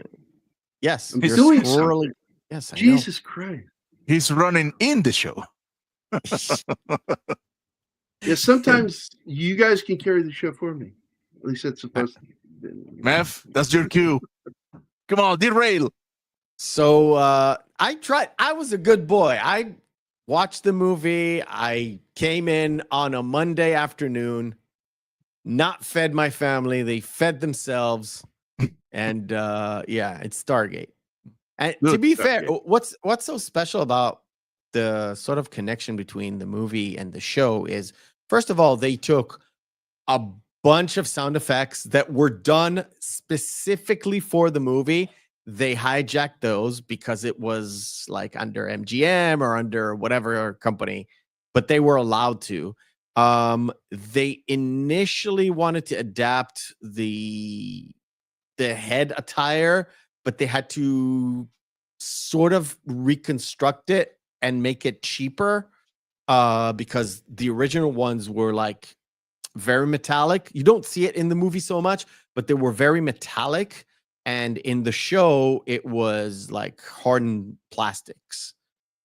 But the gate effects, the sort of wormhole effects, the way you go in and out of the Stargate is basically lifted off of like CGI files that they carried through. And when the show itself was successful enough and had enough budget, they've kind of adapted a different way of doing it.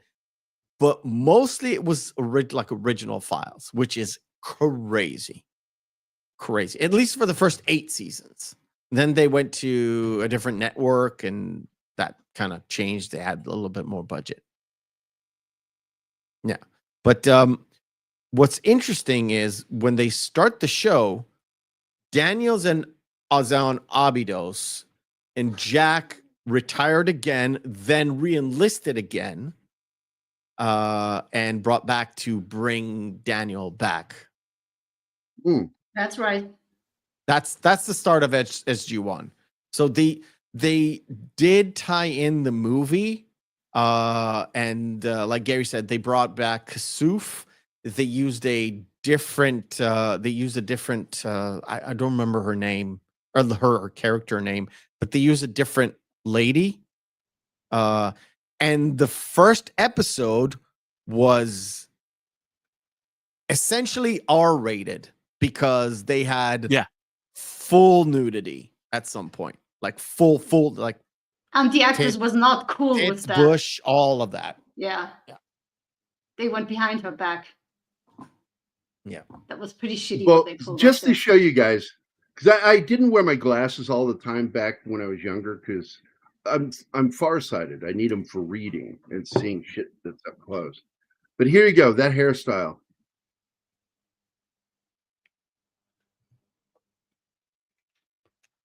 That's Matt McGuire from the band Guar.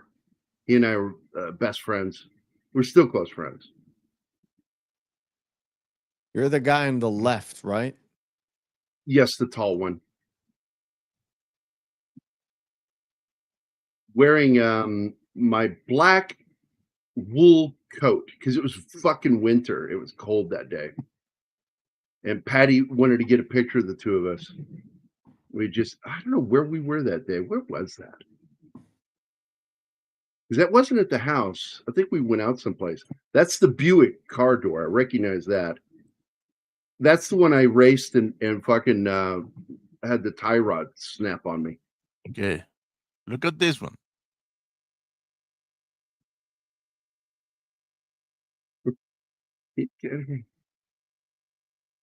And Tom Baker has a question. So I was enjoying that. Thank you, Alpha, because I'm not the only one that feels that way. So there you go. And seen it. I've seen it up close and personal. Because I'll get to this in a second, Martin. I will. I told you when I went to no, put it back up. When I went to Chow, our unit was on the fucking McClellan Air Force Base, and so we went to go have chow, my sergeants and I, and it was an Air Force chow hall, and it looked like a fucking expensive steakhouse. You go inside and it's dark wood, and it's got little sconces with lanterns on them, and it was like, I'm like, are they fucking with this is an officers club? I thought I was getting fucked with by my sergeants, and I was really nervous. Like I'm gonna get yelled at. They're gonna leave me here. They're gonna get me to sit down. They're gonna leave me. So I stayed close to them the whole time I was in there. Sat down, and then some guys came in with striped white and blue and white and pink striped shirts on, with the buttons open, the collars open, and fucking hair touching their ears, and a fucking mustache that went out beyond the fucking corners of the mouth. And I'm like, who are those guys? He goes, the Air Force. And I went, their mustaches are going out to here, and they've got like short, longish hair. And he goes, yeah. And then we served our meal, and I actually got a steak. And I'm like, I'm in the wrong fucking branch of service. This is amazing. Because in the Army, you can't have a mustache that goes out beyond like the corners of your mouth. So you end up kind of looking like Hitler. And which is weird, because it looks weird. Mustaches in the Army look really fucking weird. Uniform mustaches. SF guys and Rangers that are going in country for a while, that are over in the sandbox and shit, they'd fucking let their hair grow out and fucking have beards and shit. It's like, well, we were fucking forced to fucking shave that shit off. I mean, what would you say about Command Master Chief John James Ergale? That's G.I. Jane. That's Viggo Mortensen's character. Viggo Mortensen's character. Okay. He has a very bushy mustache. Yes. And I thought that was really weird. As a SEAL. They get away with that. In the SEALs. They do. The Navy. But I was told last year that those regs were changed. And it's back to, if you're in the military, we don't care what you do. You keep your hair cut. Now, when they're in country, it's different. The reason why is it helps them blend in. And it's why it works. It's kind of a form of camouflage, letting your facial hair grow out. But I got to tell you, fair, they changed the laws over here. It was very strict. And by the time I was training, like basic training, they were allowed a lot more. And then when I was in the reserves, I heard that it was basically the dams were broken. You can go like shaved, unshaved, half shaves. You want sideburns? Fuck it, sideburns. You want That's a crazy. handlebar mustache going all the way up? That's you insane. can have that. I was like, are you serious? There's like no uniform here. Like none. That's like when they create. To me, that's equivalent to having the fucking stress card. That when you're in basic training, you could hold up this stress card. It's yellow, and if you're holding it up, drill sergeant can't talk to you anymore. You're not. Fuck you say? That started in the 90s. Welcome to the age of pussies. Yes. Fucking so pussy. Tom Baker has a good question here. So what's your favorite sci-fi movie of the 90s? And I'll start with you, Mephisto.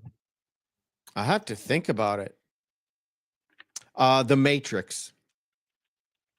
That's a good one. It's in my top 20 of all time. It is good. Wait a minute. Hold. Does it have to be like? Oh, because T2 is above that. Yeah, but it's more of an action movie than a sci-fi movie to me.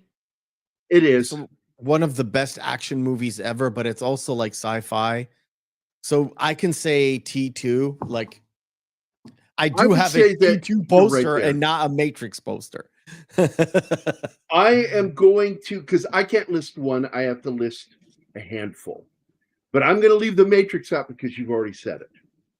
I'm going to say 12 Monkeys, Total Recall, T2, Dark City, and I know I'll probably get some hate for this, Star Trek First Contact. I like First Contact. It's the best of the TNGs, but I've rewatched it and it's got problems.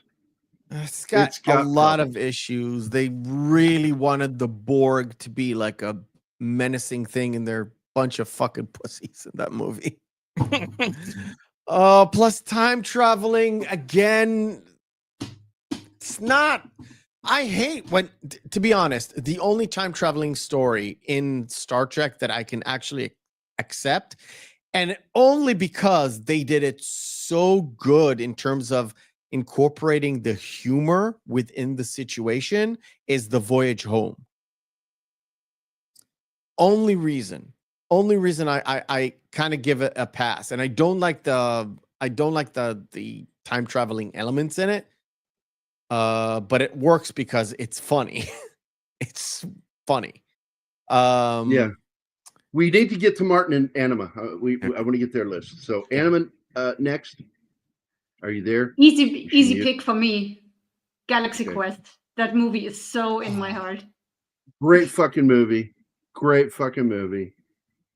So I don't need to make a list. I have the actual answer to that. That is my favorite one from the 90s. Okay. I just had to go and check that it was still in the 90s, but I was pretty sure it was anyway.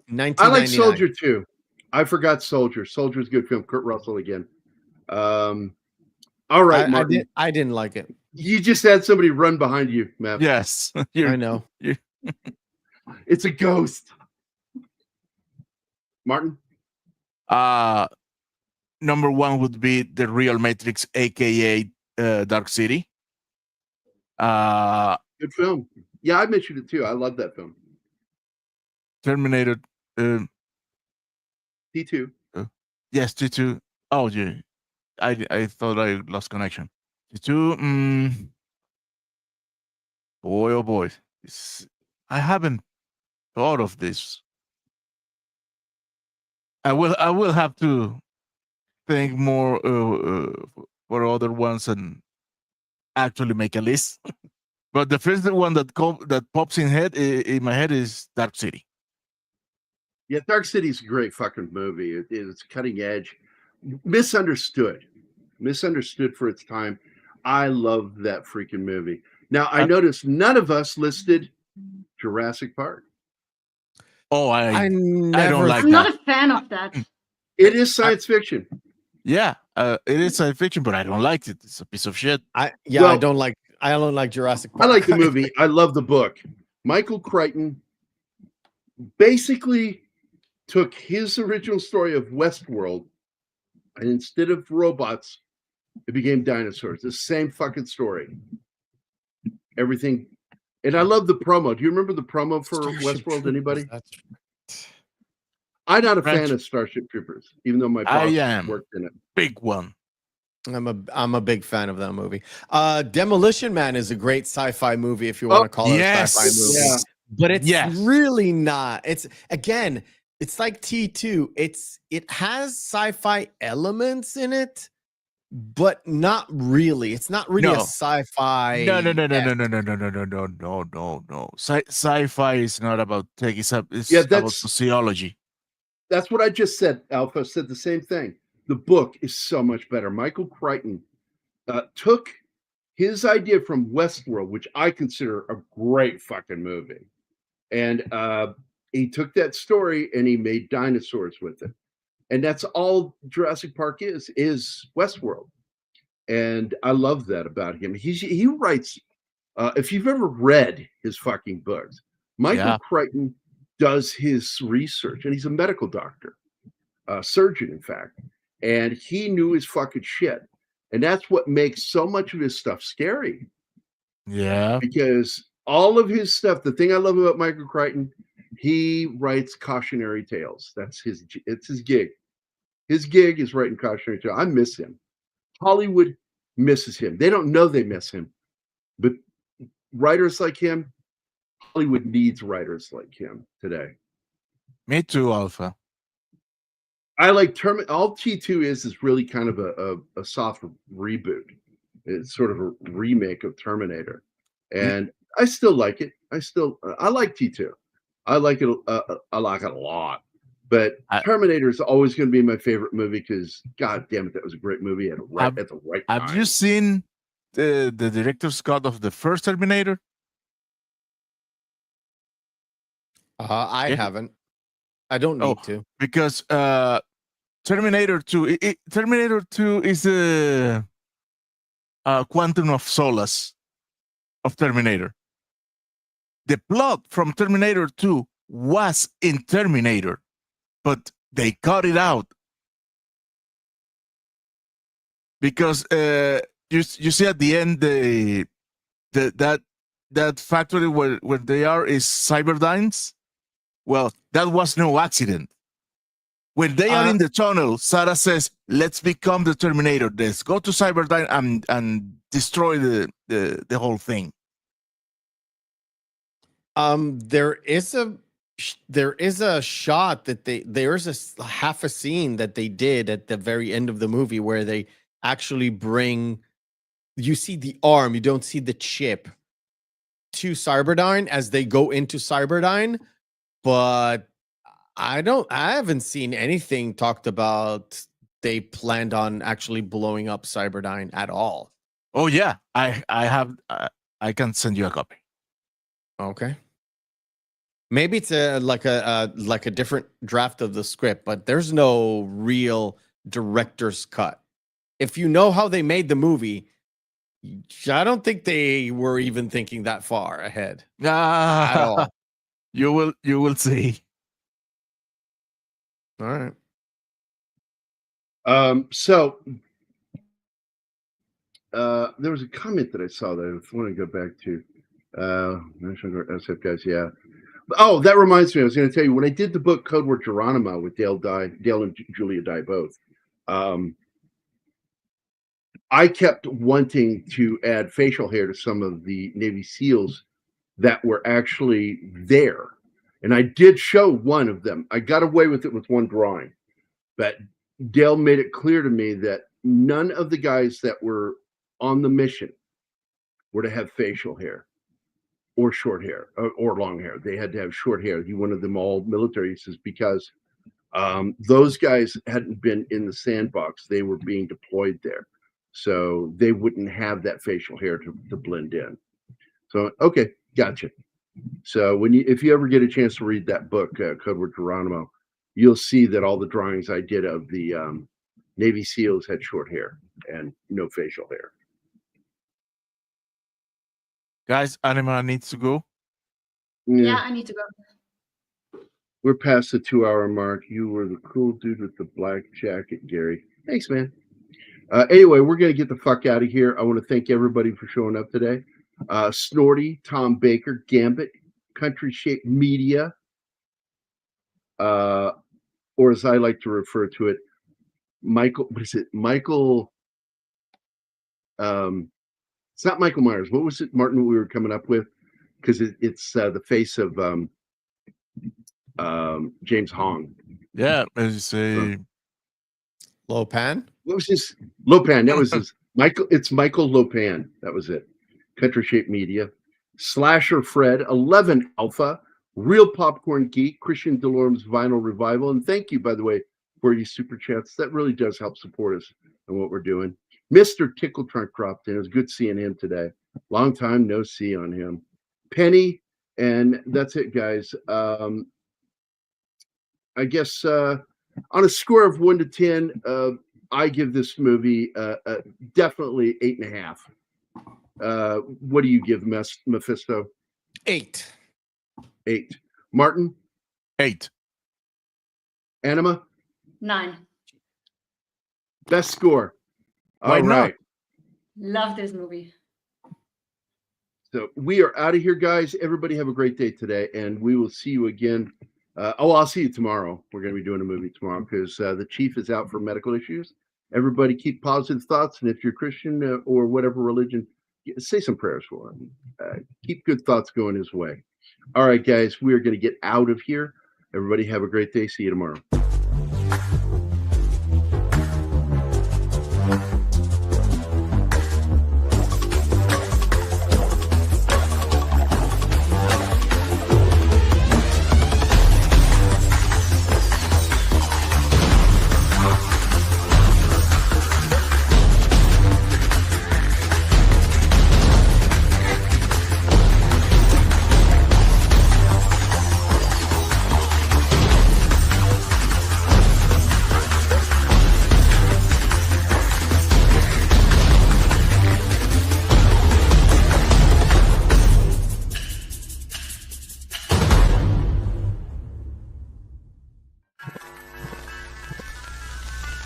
Y'all come back now, you hear?